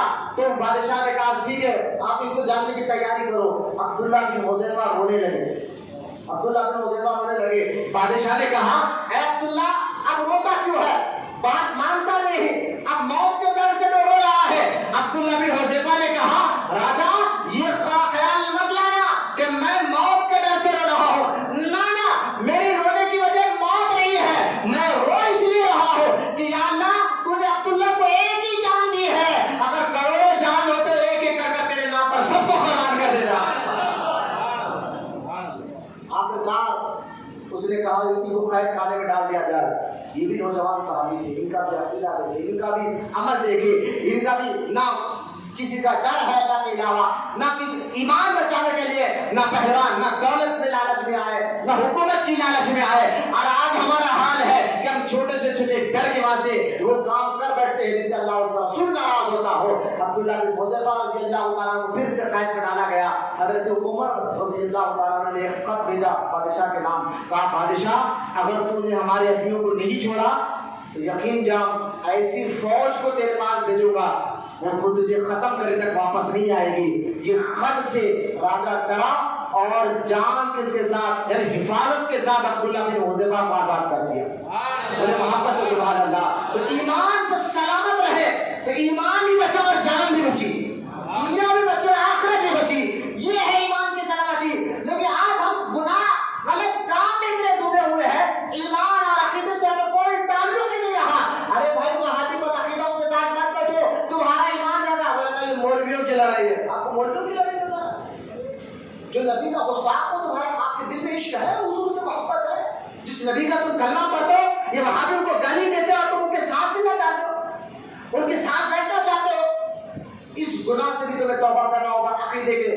اور یہ گناہ ایسا ہے جب تک اس کی توبہ آپ نہیں کرو گے آپ کامیاب نہیں ہو سکتے اور آپ کی آخرت نہیں بدل سکتی. آپ کو تو یہ ہے آج کا نوجوان دیکھ لیا جس کا رات فونوں پہ ہو، دن جو ہے گالی گلوچ میں ہو، آدھا دن سونے پر ہو، نہ نماز ہے نہ روزہ ہے، نہ جسم کی طاقت ہے نہ روح کی طاقت ہے، نہ ذہن ناپاک، خیالات ناپاک، گندے خیالات، روٹی پہلوان سود خور. میں کہتا ہوں دیکھیے گندوں کی صحبت میں آپ بیٹھتے ہیں آپ تو گناہ کرتے رہیں گے. ان کی صحبت جب تک بیٹھے ان کی ہاں میں ہاں ملاتے رہو گے. اور یاد رکھے ظالم کے ساتھ بیٹھنے والا بھی ظالم ہوتا ہے. یہ گندی صحبت ہے نا اس کی وجہ سے ہم جو ہے نا ایک وجہ ہے کہ ہم گناہ نہیں چھوڑ پا رہے. بندہ کہتا ہے یار میں نیت کرتا آج کے بعد میں سارے گناہوں سے توبہ کروں گا، لیکن صحبت یہ چھوڑ نہیں پا رہا ہے. جو ذریعہ ہے گندی صحبت کا اس کو چھوڑ نہیں پاتا. اچھا چھوڑ نہیں پاتا تو اس کو گناہ کرنے کی جو ہے لذت ملتے رہتی ہے، دوست آگے بڑھنے نہیں دیتے. اس لیے اللہ کے رسول علیہ السلام نے ارشاد فرمایا تم دوستی کرنے سے پہلے دوست کو دیکھ کر دوستی کیا کرو، کیونکہ آدمی دوست کے دین پر ہوتا. آپ دوستی کرنے سے پہلے لیکن کیا بتائے کہ دوستی کا ہمارا حال یہ ہے کہ ہم روڈی پہلوانوں کے ساتھ دوستی کو پسند کرتے ہیں، لیڈروں کی دوستی کو ہم پسند کر رہے ہیں. اب ایسوں کی صحبت میں بیٹھو گے تو پھر گناہ چھوٹے گا کہاں سے؟ توبہ کی توفیق ملے گی کہاں سے؟ گناہ کی عادت جائے گی کہاں سے؟ مزاج بدلے گی کیسے؟ کہ جب تک آپ جو ہے اپنے اس گندی صحبتوں کو نہیں چھوڑیں گے. آؤ اللہ کے نیک بندوں کی صحبتوں میں، اللہ سے ڈرنے والوں کی صحبتوں میں آؤ، پھر حضرت سیدنا بابا شرف الدین علی رحمۃ الرضوان پہاڑی شریف میں آرام کرنے والے سلطان العارفین کے پاس ایک آدمی آ کر کہنے لگا حضور اللہ والے حضور کی بارگاہ میں آ کر کہنے لگا کہ حضرت میں کلمہ تو پڑھ چکا ہوں، مرید بھی بننا چاہتا ہوں، لیکن ایک کام ہے، وہ یہ کہ آپ مجھے صرف ایک چیز کی اجازت دیجیے اور اس کے بعد میں آپ کا مرید بنوں گا اور کوئی کام نہیں کروں گا۔ بابا شرف الدین رحمۃ اللہ تعالیٰ علیہ نے فرمایا کہ بتا کہ تو کیا چاہتا ہے؟ تو اس نے کہا حضرت میں شراب پینا چاہتا ہوں، بس اس کے بارے میں آپ نہ ٹوکے، باقی کا میں جو بولے کرنے کے لیے تیار ہوں۔ بعض آتے ہیں تو ہمیں بھی چاہیے اپنے اخلاق کے ساتھ ان کے اندر کی گندگی کو ختم کریں، ان کے مزاج کو بدلا ہے۔ یہ بزرگوں کی عادت ہے، یہ خود میرے اور آپ کے نبی کی سنت بھی ہے۔ ایک صحابی حضور کی بارگاہ میں آئے، کہنے لگے یا رسول اللہ صلی اللہ تعالی علیہ وسلم میں تو کلمہ پڑھ چکا، آقا میں آپ کا غلام ہوں، لیکن میں چاہتا ہوں کہ آپ مجھے ایک چیز کی اجازت دیجیے۔ حضور نے پوچھا کس چیز کی اجازت دوں؟ تو اس نے کہا حضور میں زنا کرنا چاہتا ہوں۔ اب اتنا کہنا تھا حضرت عمر رضی اللہ تعالیٰ عنہ دیگر صحابہ کو جلایا گیا کہ کس کی ہمت کیسے ہوئی کہ حضور کی بارگاہ میں آ کر کہتا حضور مجھے اس کام کی گندے کام کی اجازت دیجیے۔ تو سرکار نے سارے صحابہ کو خاموش بٹھایا، اس صحابی کو قریب بلا کر کہا کہ مجھے ایک بات بتاؤ، تم یہ چاہتے ہو کہ تمہاری ماں کے ساتھ کوئی غلط کام کرے؟ اس صحابی نے کہا نہیں۔ اچھا تم یہ چاہتے ہو کہ کوئی تمہاری بہن کے ساتھ یہ کام کرے؟ کہا انہوں نے نہیں۔ کیا تم یہ چاہتے ہو کہ کوئی تمہاری بیوی کے ساتھ کوئی یہ کام کرے؟ کہا نہیں۔ کیا تم یہ چاہتے ہو کہ تمہاری بیٹی کے ساتھ کوئی یہ کام کرے؟ کہا نہیں۔ تو سرکار نے کہا تم جو یہ کام کرنا چاہتے ہو وہ بھی تو کسی کی ماں، کسی کی بہن، کسی کی بیٹی اور کسی کی عورت ہوگی نا۔ اتنا کہنا تھا، اس صحابی کے دل سے گناہ کی گندی عادت ختم ہوئی اور حضور کے ہاتھ چوم کر کہنے لگا آقا اب سمجھ میں آ گیا ہے، جیسے میرے سرکار ہے ایسا نہیں کوئی۔ گناہ سے، گندے کاموں سے آپ کہیں گے اللہ ناراض ہوتا، بھائی ایک بات یاد رکھیے آپ، اللہ ناراض ہوتا ہم اس لیے نہیں کرنا، ناراض تو ہوتا ہی اللہ غلط کاموں سے، اس میں کوئی ڈاؤٹ نہیں ہے، اللہ رسول تو ناراض ہوتی ہے، لیکن غلط کاموں کی وجہ سے آپ کی مزاج پہ بھی اثر پڑتا ہے، آپ کے اخلاق پر بھی اثر پڑتا ہے، آپ کے گھر میں بھی اثر پڑتا ہے۔ گناہ ایک ایسی نحوست کی چیز ہے جس کا اثر آپ کی اولاد پر بھی ہوتا ہے، آپ کی مزاج پر بھی ہوتا ہے، آپ کے اخلاق پر بھی ہوتا ہے، آپ کے اولاد پر بھی ہوتا ہے۔ مثال دیکھیں، زنا کی بات دیکھیں، اللہ کے رسول علیہ السلام نے فرمایا زنا ایک قرضہ ہے، قرضہ۔ اب یقین جانے اگر کوئی قرضہ ہم کسی کو دیتے تو واپس، تو زنا ایک قرضہ ہے، اور جب کسی سے زنا کیا تو سمجھ جاؤ وہ قرضہ تمہارے گھر والوں کو ادا کرنا ہی پڑے گا۔ جو بچے زناؤں میں اپنی زندگی گزارنے کو اس لذت میں، اس میں مٹھاس سمجھ رہے ہیں، معاذ اللہ، سنو زنا قرضہ ہوتا ہے۔ اگر کسی نے زنا کیا ہے یقین جانیے اس کا قرضہ یا تو ماں کو، یا تو بہن کو، یا تو بیٹی کو، یا تو بیوی کو ادا کرنا ہی پڑتا ہے۔ اس گندے کام سے، اس جھرے کام سے اگر آپ نے توبہ نہیں کی تو اللہ بھی معاف نہیں کرے گا۔ ہاں جہاں زنا ختم ہو جاتا ہے، زنا کی گندی عادت ختم ہو جاتی ہے، ان کے بچے بھی پاک پیدا ہونے لگ جاتے ہیں، ان کی اولاد بھی نیک پیدا ہونے لگ جاتی ہے، پھر ان کی اولاد میں غوث اعظم تو پیدا نہیں ہو سکتے، غریب نواز تو پیدا نہیں ہو سکتے، لیکن ہاں غوث و خواجہ کا سچا غلام ضرور پیدا ہو سکتا ہے۔ اپنے مزاج کو پاک بنائیے، اپنی سوچ کو پاک بنائیے، اپنی عادتوں کو پاک بنائیے، اپنی فکر کو پاک بنائیے۔ یہ سوچ، یہ مزاج، یہ عادت کا اثر جسم پر بھی ہوتا ہے، روح پر بھی ہوتا ہے، بدن پر بھی ہوتا ہے، ماحول پر بھی ہوتا ہے، خاندان پر بھی ہوتا ہے، رشتے داروں پر بھی ہوتا ہے، ماں باپ پر بھی ہوتا ہے، اولاد پر بھی ہوتا ہے۔ یاد رکھیں نیکی کا اثر ہے، نیکی میں اللہ نے اثر رکھا ہے، جتنی نیکی کرو گے اتنا اثر تم پر ہوگا ہی ہوگا، تم تو انشاءاللہ جنتی بنو گے، لیکن ساتھ ہی ساتھ آپ کے اخلاق اور کردار پر بھی نیکی کا اثر ہوگا، ماں باپ پر بھی نیکی کا اثر ہوگا، اولاد پر بھی نیکی کا اثر ہوگا، آپ کے رشتے داروں پر بھی نیکی کا اثر ہوگا، گھر میں بھی نیکی کا اثر ہوگا۔ اگر تم اللہ اس کے رسول شراب میں زندگی گزارنا چاہتے ہو، یوٹیوب پر گندے پچھڑا دے کر زندگی گزارنا چاہتے ہو، رات بھر فونوں میں رہ کر زندگی گزارنا چاہتے ہو، یاد رکھو اس کا اثر تمہیں پر، تمہارے جسم پہ ہو رہا ہے، تمہاری آنکھیں خراب ہوگی، تمہارا مزاج گندا ہوگا، تمہارا دماغ گندا ہوگا، تمہارا دل گندا ہوگا، لیکن ساتھ ہی ساتھ بچوں پر بھی تمہارے اثر ہوگا، بھائیوں پر بھی تمہارے اثر ہوگا، گھر میں بھی تمہارے اثر ہوگا۔ اس کا واحد اثر یہی ہے کہ تم گندی صحبت کو چھوڑنے والے بنو، اچھوں کی صحبت میں بیٹھو، پھر وہ اچھے تمہیں بتائیں گے کہ اچھے کیسے بنایا جاتا ہے۔ अच्छे तुम्हें बताया कि अच्छे बनने के फायदे क्या है। हजरत बाबा शरफुद्दीन की बारगाह में यही तो आया था आदमी कि हजरत शराब की इजाजत दे दीजिए ताकि सब में वो मामल में बिस्तर होगा। बाबा शरफुद्दीन रहमतुल्लाह अलैह ने बड़ी हिकमत से बड़े प्यार से प्यारा जवाब देते हुए फरमाया था कि ठीक है तुम शराब पीना चाहते हो, एक काम करो मेरे सामने नहीं पीना, बस मैं जहाँ नजर आऊँ मुझे मेरे सामने ही पीना। वो कहने लगा बाबा ये तो बहुत अच्छी बात है, आप तो अपनी खानखान में रहते हैं, मैं अपने घर में पी लूंगा, मैं अपनी शराब खाने में जाकर पी लूंगा। वो खुशी खुशी बैठा, लेकिन सीधा सीधा जब घर गया रात का वक्त था, घर में शराब का बाटल खोला, देखा कि बाबा शरफुद्दीन था। घर से बाहर निकला, दूर जाकर कहीं जंगल में बैठकर पीना चाहा कि देखा कि फिर सामने खड़ा हो गया। वहां से निकला, एक दिन, दो दिन, तीन दिन, यहाँ तक कि मैं खाने में जाकर जब शराब खाने में जाकर बोतल खोलना चाहा तो देखा कि बाबा शरफुद्दीन सामने खड़े हैं। अब उसको हर जगह नजर आने लगे। वो उसी वक्त मट्टी को तोड़ा, दौड़ते हुए पहाड़ी शरीफ भागा। 700 साल पुरानी बात है।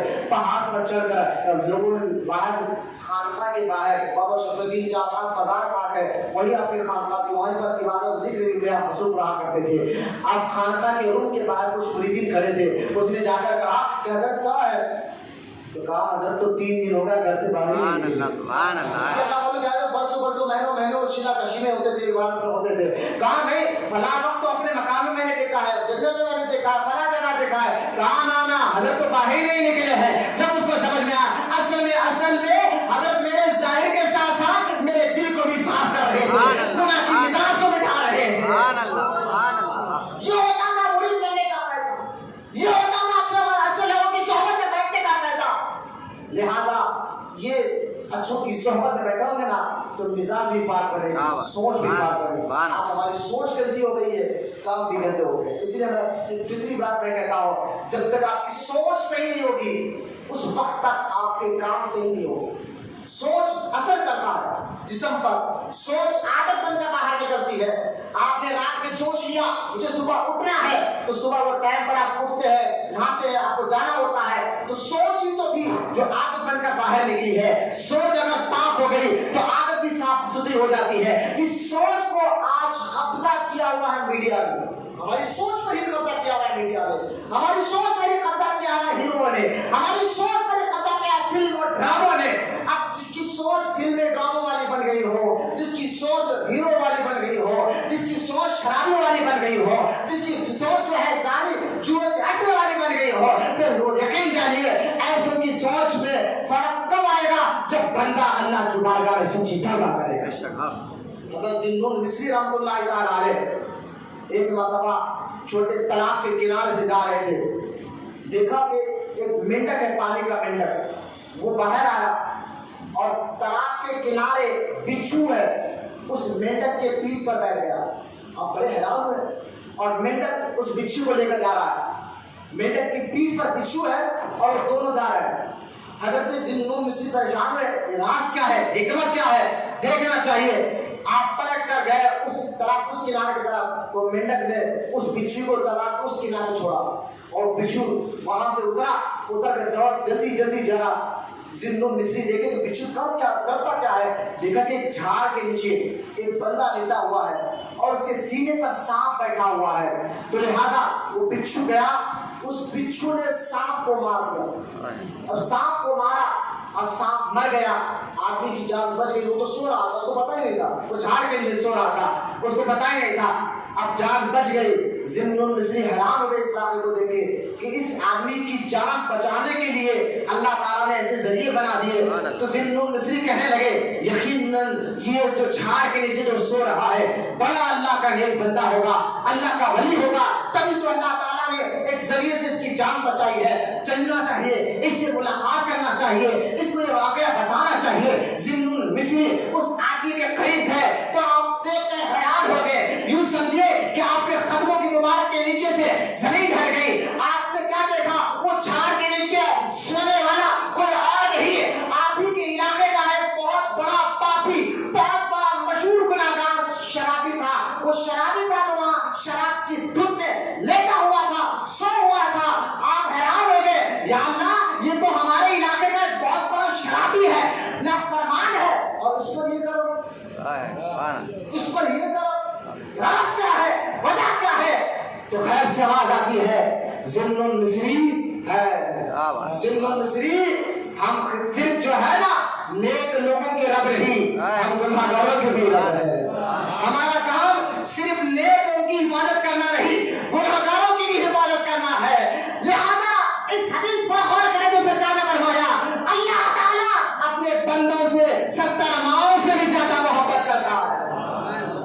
اس محبت کو آپ جھوٹ مت سمجھے، اس محبت کا ناجائز فائدہ مت اٹھائے، اس محبت کو سمجھتے ہوئے اللہ کی بارگاہ میں توبہ کرنے والے بنے۔ ذل النصری نے اس کو اٹھایا، وہ شرابی نے دیکھا کہ اتنے بڑے ولی میرے پاس کھڑے، وہ حیران ہو گیا، حضور آپ کیسے میرے پاس آ گئے؟ آپ نے سارا واقعہ سنایا، اس کی دل پر چوٹ لگی اور اس نے دل پہ چوٹ لگ کر اس نے کہا حضرت گواہ رہنا آج کے بعد میں ایسا کوئی کام نہیں کروں گا جس سے اللہ اس کے رسول ناراض ہونا ہو۔ سچی توبہ کرنا تھا۔ حدیث و روایت میں آتا ہے اللہ تعالیٰ نے اس کو اپنا ولی بنا دیا۔ توبہ سے بندہ اللہ کے قریب ہو جاتا۔ ارے گناہگاروں، تم پر تو اللہ کی رحمت پھر بھی برس رہی ہے، پھر بھی تم بیماریوں سے بچ رہے ہو۔ پہلے جو قوم گناہ کرتی تھی، میں نے ابھی بتایا شعیب علیہ السلام کی قوم نے جب گناہ کیا، سود کو عام کیا تو دیکھیے اوپر اللہ کا عذاب کیسا آیا۔ لیکن اس قوم پر صرف مدینے والے کا کرم ہے جو قوم تباہ نہیں ہو رہی ہے، ورنہ ہمارے کام ایسے ہیں، ہماری حرکتیں ایسی ہیں، ہماری مزاج ایسی ہے، عذاب تو اتنا خطرناک آ سکتا ہے، لیکن صدقہ ہے مدینے والے کا اور اللہ کی رحمت کا جو اللہ تعالیٰ ہمیں چھوٹ دے رہا ہے اور ہمیں وارننگ دے رہا ہے۔ ابھی وقت ہے ان موتوں کو دے کر تم توبہ کر لو، ابھی وقت ہے ان بیماریوں کو دے کر تم توبہ کر لو۔ ارے تم توبہ کرنا تمہارا کام ہے، اللہ فرماتا ہے توبہ کرنے والوں سے تو میں محبت کرتا ہوں۔ حضرت شیخ حبیب عجمی جو ہے بہت بڑے اللہ کے ولی گزرے ہیں، وقتاً چند نتیجے میں آپ کو بتا رہا ہوں۔ شیخ حبیب عجمی رضی اللہ عنہ آپ کیا کرتے ہیں، سود کا کام کرتے تھے۔ آپ ایک بار ایک سود کے دوران گئے اور جا کر کھٹکھٹ مارا، دستخط دی اور کہا لائیے جو سود کا جو منافع ہے دیجیے۔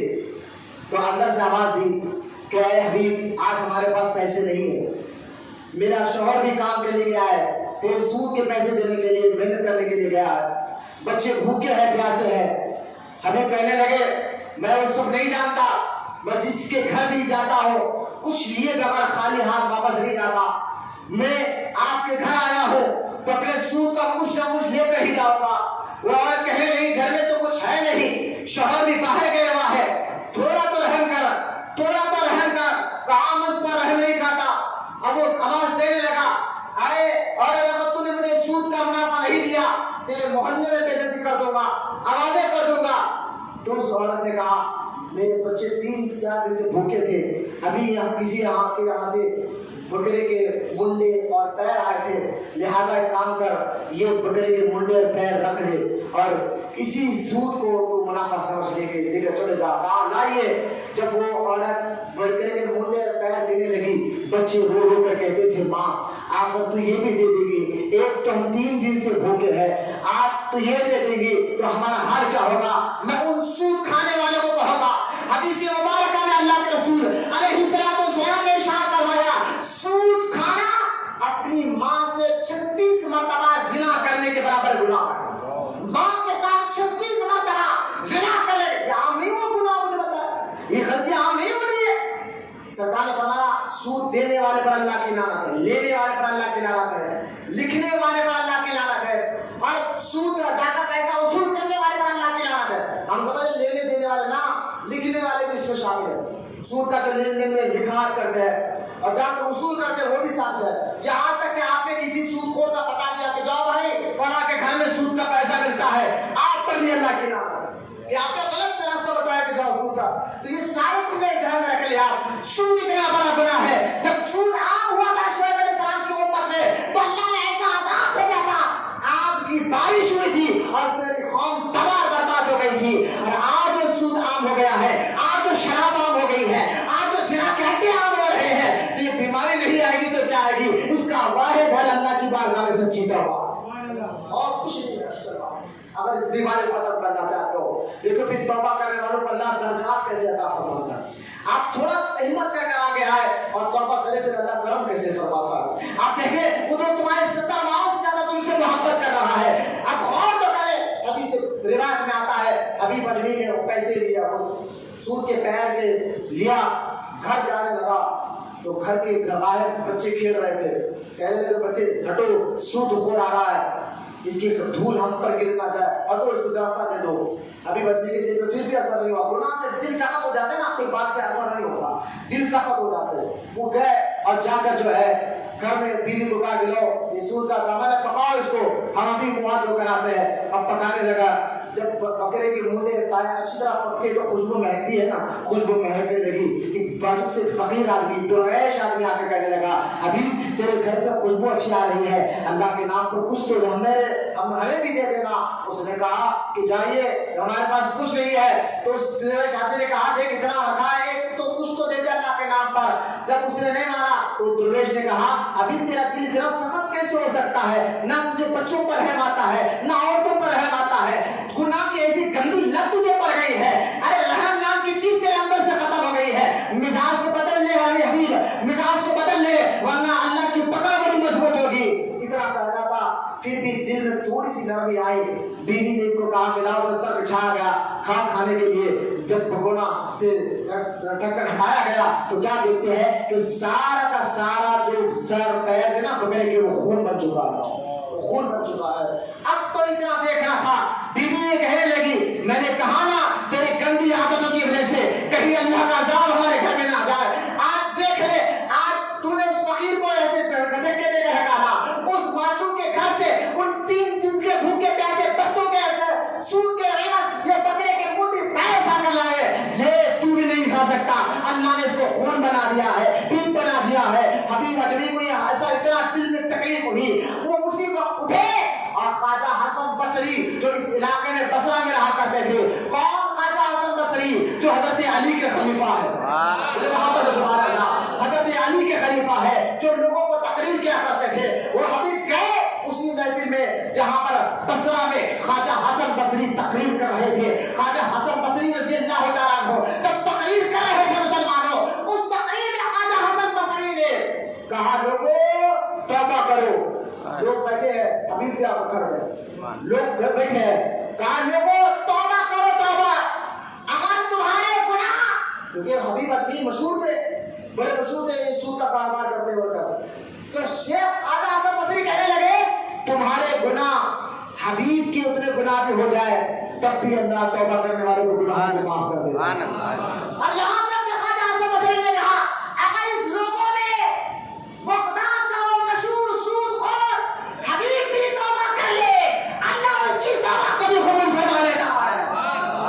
یہ کہنا تھا شیخ حبیب اجمی نے. ہاتھ اٹھا کر کہا حضرت ہاتھ لائیے, توبہ کرتا ہو. سچی توبہ کی اور سارا مال غریبوں نے جسے لوٹا تھا جب بلا میں کھینچ کر آیا تھا واپس کیا. جب توبہ کر کر گھر جانے لگے, کچھ دیر پہلے جو بچے دیکھ کر کہنے لگے ہم کو سود خور آ رہا ہے, وہی بچے جب گھر کے باہر کھیل رہے تھے تو ان بچوں نے پھر دیکھا حبیب آ رہے ہیں. تو بچے آپس میں کہنے لگے بچوں ادب سے گھر جاؤ, حبیب توبہ کر کر آ رہا ہے, توبہ کر کر آ رہا ہے. حضرت شیخ حبیب اجمی سجدے میں چلے گئے, یا اللہ ابھی تو توبہ کر کر آیا ہو, ابھی تو نے مجھے لوگوں میں مشہور بھی کر دیا. سبحان اللہ, محبت سے بس اللہ نے سب چیز توبہ کو قبول کروایا اور ان کی توبہ کو اس طرح سے مشہور کیا کہ اپنے تو اپنے آج دیکھیں بغداد ان کا مزار مبارک ہے, ہزاروں کروڑوں لوگوں کی مزار سے فیض لے رہے ہیں. جو ہوتا ہے توبہ کا اثر, یہ ہوتا ہے سچی توبہ کا فائدہ. آج وقت ہے مسلمانوں اپنی مزاجوں کو بدلنے کا, اپنے خطاؤں کو بدلنے کا, اپنی سوچ کو بدلنے کا, اور اس کا واحد ذریعہ ہے اچھوں کی صحبت میں آپ بیٹھنا شروع کرو, نیک لوگوں کی صحبت میں بیٹھنا شروع کر دو. چھوڑ دیجیے یہ سارے کام گناہ سے جو ہے نا آپ کی جو مزاج میں جو آپ کے مزاج میں سختی آ رہی ہے, آپ کی سوچ میں جو سختی آ رہی ہے, یہ سارے کے سارے کام جو ہے اللہ اس کے رسول کو جو ہے ناراض کرنے والے کام ہے. آپ اس کو سوچ دیجیے. ایک روایت میں آتا ہے, اب دیکھیے بہت سے لوگوں نے دعا کر رہے ہیں, دعا قبول نہیں ہو رہی ہے. دعا کیوں قبول نہیں ہوتی ہے؟ کئی جگہ دعا ہو رہی ہے, کیوں قبول دعا نہیں ہوتی ہے؟ ایک روایت میں آتا ہے, ایک بزرگ سے پوچھا گیا کہ اللہ تعالیٰ دعاؤں کو قبول کیوں نہیں کرتا, وجہ کیا ہے؟ بعض دعائیں ایسے آپ دیکھیں کرونا وائرس کے لیے ہم دعائیں کر رہے ہیں کیوں قبول نہیں ہوتی ہے؟ تو آپ نے فرمایا تم اللہ کو جانتے ہو اللہ ہے ایک ہے لیکن پھر بھی اس کی اطاعت نہیں کرتے. اللہ کو جانتے ہو ہے ایک ہے لیکن پھر بھی اس کی اطاعت نہیں کرتے, پہلی وجہ. دوسری تم رسول اللہ کو پہچانتے ہو مگر پھر بھی ان کی پیروی نہیں کرتے. اور فرماتے ہیں تم قرآن پڑھتے ہو مگر اس پر عمل نہیں کرتے. تم اللہ تعالیٰ کی نعمت کھاتے ہو مگر اس کا شکریہ ادا نہیں کرتے. تم اس کا شکریہ ادا نہیں کرتے. تم جانتے ہو کہ دوزخ گناہگاروں کے لیے ہے مگر پھر بھی نہیں ڈرتے. شیطان کو تم دشمن سمجھتے ہو مگر پھر بھی اس سے بھاگتے نہیں ہو. موت کو تم حق سمجھتے ہو پھر بھی موتوں کو دیکھ کر تم عبرت حاصل نہیں کرتے, سبق حاصل نہیں کرتے. یہاں تک کہ فرماتے ہیں خوش اقارب کو اپنے ہاتھوں سے تم دفن کرتے ہو, یعنی اپنے رشتے داروں کو بھی دفنا کر تمہیں عبرت حاصل نہیں پکڑتے. بھلا ایسے کام تم کر رہے ہو پھر تمہاری دعا اللہ قبول کیسا کرے گا؟ یقین جانیے ان موتاؤں کو دیکھ کر حالات ہمارے سامنے ہے, کتنے لوگ مر رہے ہیں. ان موتاؤں کو دیکھ کر ہمیں عبرت حاصل کرنا چاہیے تھا. لیکن آئیے پھر بھی یہ وقت ہے توبہ کا وقت کھلا, دروازہ کھلا ہے, یہ موقع ہے. اس صحت آپ کو ہے نا کھانے ہوتی ہے مزاج صحت تندرستی جو آپ بیٹھے ہوئے ہیں اس کا ہی شکر ادا کرتے ہوئے توبہ کریں اور یہ نیت کریں کہ آج کے بعد میں پورے گناہ سے بچنے کی کوشش کروں گا. یہ توبہ کرنا, توبہ کے لیے کیا تین چیزیں ہیں کیا یہ تین شرطیں توبہ کے لیے. پہلی شرط کیا ہے جانتے ہیں؟ پہلی شرط یہ ہے کہ آپ گناہ کو گناہ سمجھیں.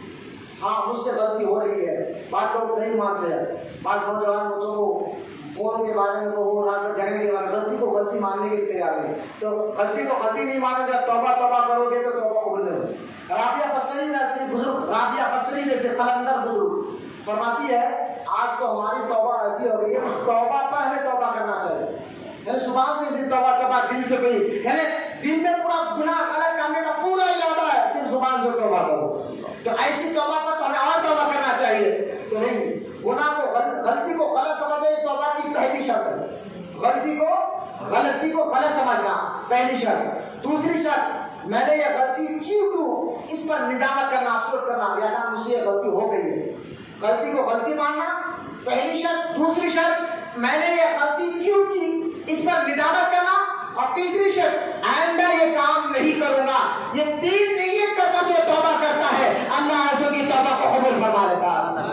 ہمیں اللہ کے رحمت سے کبھی مایوس ہونا نہیں چاہیے. موسیٰ علیہ السلام کے دور مبارکہ مکاشف القلوب میں امام محمد غزالی رحمۃ اللہ تعالیٰ علیہ اس واقعے کو لکھتے فرماتے ہیں موسیٰ علیہ السلام کے دور میں ایک آدمی تھا, اس کے اتنے گناہ تھے, اتنے کام تھے. ارے محلے والے تو دور کی بات ہے, رشتے دار بھی دور کی بات ہے, گھر والے بھی اس کے کاموں سے پریشان تھے. ہر کوئی سے تنگ تھے, سمجھاتے کہ مت کر پھر بھی کرتا, مت کر پھر بھی کرتا, مت کر پھر بھی کرتا. وہ گندے کام کرتے آخرکار اللہ تعالیٰ نے موسیٰ علیہ السلام سے کہا اے موسیٰ اس آدمی کو کہو کہ وہاں سے نکل جائے. موسیٰ علیہ السلام گئے اور اس کو وہاں سے نکال دیا.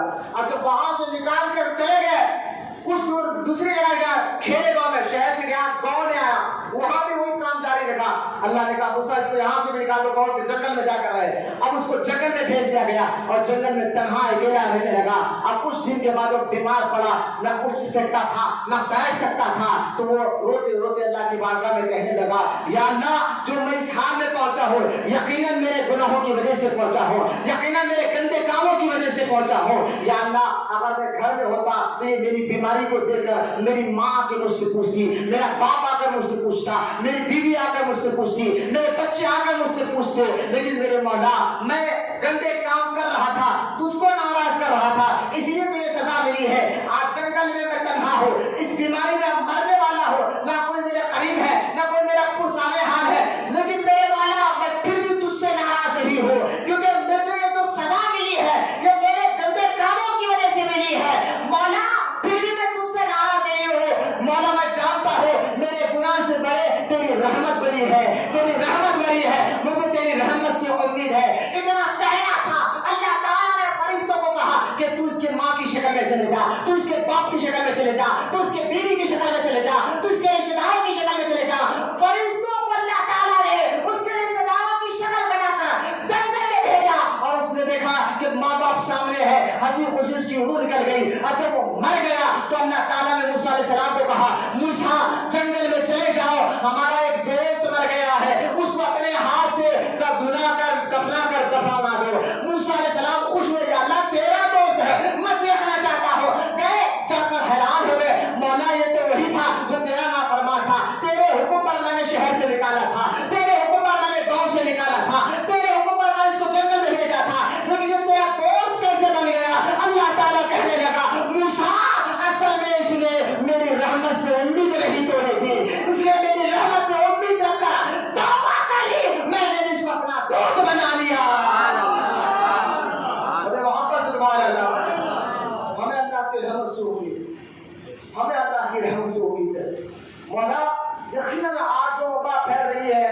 مسلمان زوال میں آ رہا ہے، شراب، ناچنا گانا ہماری زندگی ہو رہی ہے، لیکن میرے مالک ہمارے گناہ سے بڑی تیری رحمت ہے، تیری رحمت پہ ہمیں یقین ہے، تو اگر معاف کرے گا تو گناہ پہلے آپ جانتے ہو، پہلے اگر کوئی گناہ کرتا تھا پہلے کی امت میں، اس کی رحمت کتنی وسیع ہے تاکہ رحمت، پہلے اگر کوئی گناہ کرتا تھا نا پہلے قوم میں تو اس کے گھر پر لکھ دیا جاتا تھا کہ اس نے رات میں گناہ کیا، چھپ کر بھی گناہ کرتا تھا، سارے محلے کو صبح معلوم ہو جاتا تھا۔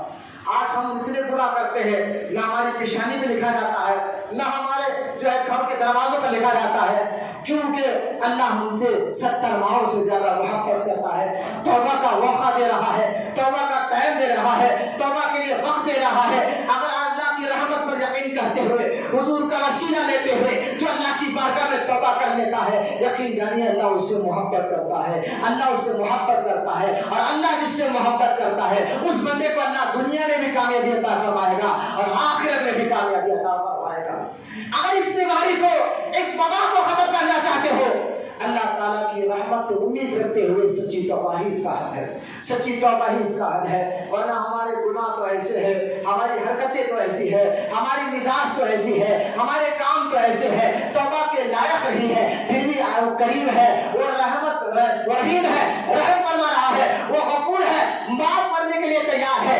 اس لیے اور حدیث پاک میں آتا ہے، اللہ کے رسول صلی اللہ تعالیٰ علیہ وسلم ارشاد فرماتے ہیں، جب کوئی نوجوان بندہ جب گناہ کرتا ہے اور اس گناہ کا احساس، غلطی کا احساس ہونے کے بعد اللہ تعالیٰ کی بارگاہ میں جا کر عرض کرتا ہے، یا اللہ میں نے گناہ کر لیا ہے، اے اللہ تو معاف کرنے والا ہے، معاف کر دے۔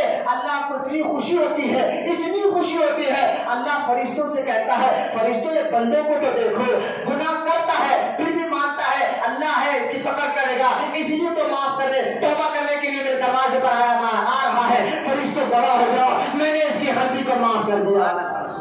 وہ تو ہمیں رسوا کب کرنا چاہتا ہے، حضور کے صدقے میں ہمیں وہ کامیابی دینا چاہتا ہے، حضور کے صدقے میں ہمیں تو دونوں جہاں میں کامیابی دینا چاہتا ہے۔ حضرت عمر بن خطاب رضی اللہ تعالیٰ عنہ کے دور مبارک میں ایک نوجوان آدمی جب جا رہا تھا، حضرت عمر کو دیکھا، ہاتھ میں اس کے شراب کی بوتل تھی، اس بوتل کو پیچھے چھپا لیا اور دل ہی دل میں کہنے لگا، اے اللہ میں سچی توبہ کرتا ہوں، عمر سے بچا لینا، یہ شراب کی بوتل ہے اس سے بچا لینا ورنہ عمر مجھے بہت مارے گے۔ حضرت عمر نے اس کو دور سے دیکھ کر قریب لا کر کہا، تو نے مجھے دیکھ کر پیچھے کیا چھپایا بتایا؟ اس نے کہنے لگا، حضرت میں نے چھپایا کوئی نہیں، سرکہ ہے، سرکہ جو سالن میں ڈال کر کھاتے وہ سرکہ ہے۔ حضرت عمر نے کہا سرکہ ہے تو بتا تو صحیح۔ جب اس نے دل میں توبہ کرتے کرتے حضرت عمر کے سامنے بوتل سامنے رکھی، دیکھ کر وہ خود بھی حیران ہو گیا کہ کچھ دیر پہلے اس بوتل کے اندر شراب تھی، اللہ نے اس کی توبہ کی برکت سے وہ سرکہ بنا دیا۔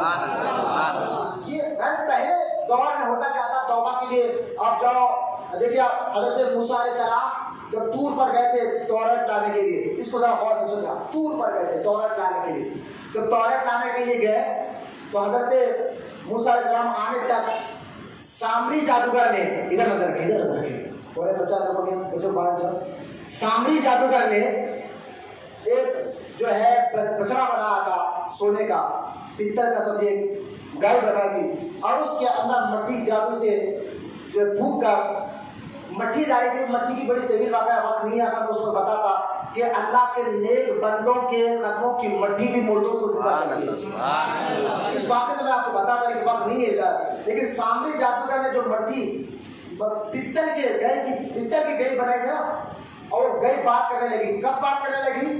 جب اس نے اس مٹھی کو پھینکا اس پتل کے گئی پر، اور مٹھی تھی کیا؟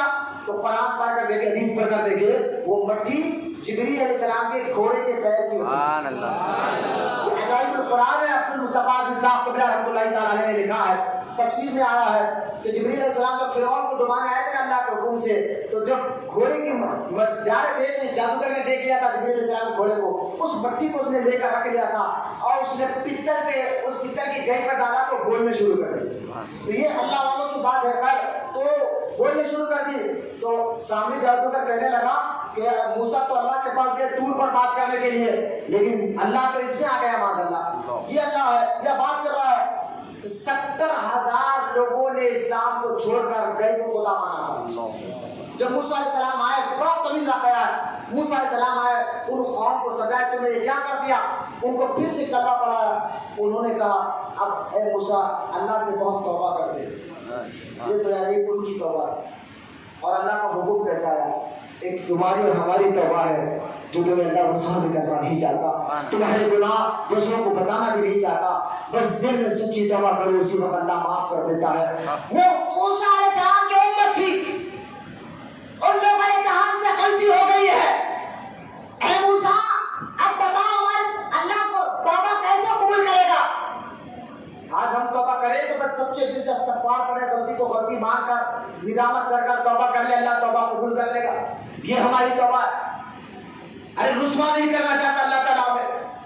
وہ خواب کو دیکھے, جب انہوں نے کہا اللہ سے پوچھے اب توبہ کیسا کرے, تو اللہ تعالیٰ نے کہا موسیٰ ان سے کہو یہ سارے لوگ میدان میں جمع ہو جائے, اب جمع ہو کر باپ بیٹے کو قتل کرے, بیٹا باپ کو قتل کرے, ایک دوسرے کو قتل کرے, ایک دوسرے کو جان لے لے ایک دوسرے کی مار کر, تو ان کی توبہ کو تب میں قبول کروں گا.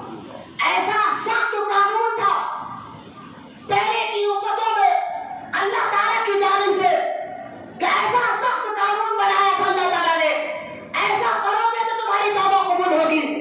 لیکن قربان جاؤ مصطفیٰ کے دیواروں, مدینے والے کا کام دیکھو, حضور کا صدقہ دیکھو, اگر کوئی سچے دل سے ایک آنسو نکال لیتا ہے اللہ اس کے پہاڑ سے گناہوں کو بھی معاف کر دیتا ہے. تمہیں یہ سب کرنے کی ضرورت نہیں ہے.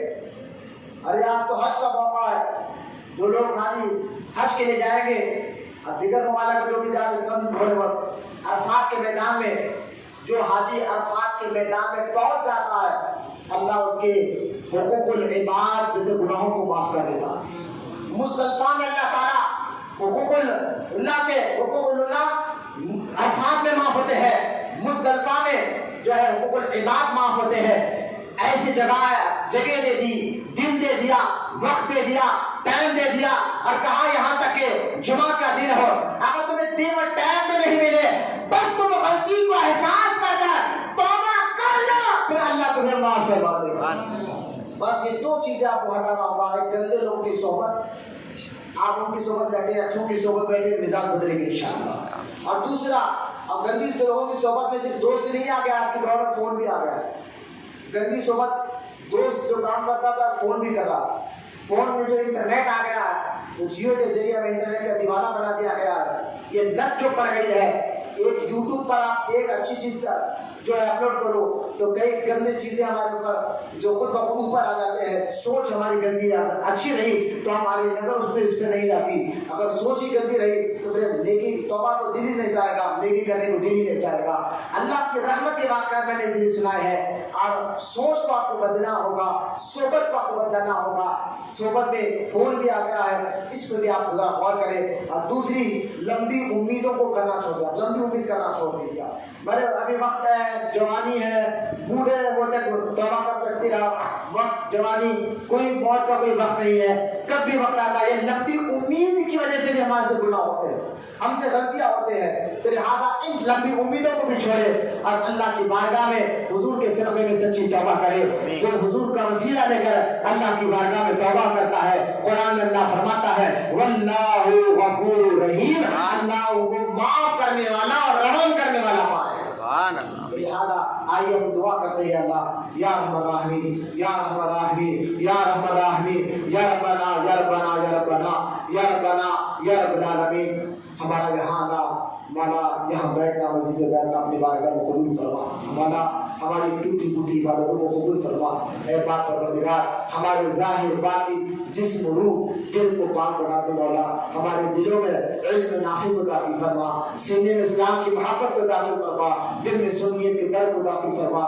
یا اللہ ہمیں سچا عاشق رسول بنا, قیامت تک ہماری نسلوں میں عاشق رسولوں کو پیدا فرما. یا رب العالمین, جتنے بوڑھے بچے نوجوان بیٹھے مولا اور دل سے تیری بارگاہ میں توبہ کرتے ہیں, ان کی توبہ کو قبول فرما. جو گناہ جان بوجھ کر کے اسے بھی معاف فرما دے, جو انجانے میں کہ اسے بھی معاف فرما دے. تیرے حبیب نے ہمیں بتایا جو سچے دل سے توبہ کرتا ہے تو اس کی توبہ کو ضرور قبول کرتا ہے. تو اپنے بندوں سے 70 ماہوں سے زیادہ محبت کرتا ہے. مولا تجھے تجھ سے اسی محبت کا ہم تجھے واسطہ دیتے ہیں. تو کریم ہے، کرم فرماتا ہے، تجھے کریمیت کا واسطہ دیتے ہیں. تو رحیم ہے، تجھے رحیمیت کا واسطہ دیتے ہیں. تو رحمان ہے، تجھے رحمانیت کا واسطہ دیتے ہیں. تو غفار ہے، تجھے غفاریت کا واسطہ دیتے ہیں. تو رزاق ہے، تجھے رزاقیت کا واسطہ میرے مولا. اس وبا کو ختم فرما دے مولا، اس بیماری کو ختم فرما دے مولا. اس بیماری میں جو لوگ مبتلا ان کو بھی صحت عطا فرما دے میرے مولا. مولا ہمیں گناہوں سے نفرت عطا فرما، نیکیوں سے محبت عطا فرما، اچھوں کی صحبت عطا فرما، بروں کی صحبت سے ہماری حفاظت فرما. دنیا میں رکھ تو ایمان پر رکھ مولا، دنیا سے اٹھا تو ایمان پر اٹھا مولا. پروردگار ہمارے ماں باپ کی بخشش فرما. پروردگار ہمیں نیکیوں سے محبت عطا فرما. ہر نیکی کو ہمارے لیے آسان بنا دے میرے مولا. ہم سب کی دعاؤں کو سرکار مدینہ صلی اللہ تعالی علیہ وسلم کے صدقے اور سرکار غوث پاک رضی اللہ تعالی عنہ کے صدقے میں مولا ہم سب کی دعاؤں کو قبول اور مقبول فرما. وما علینا الا البلاغ والحمد للہ رب العالمین.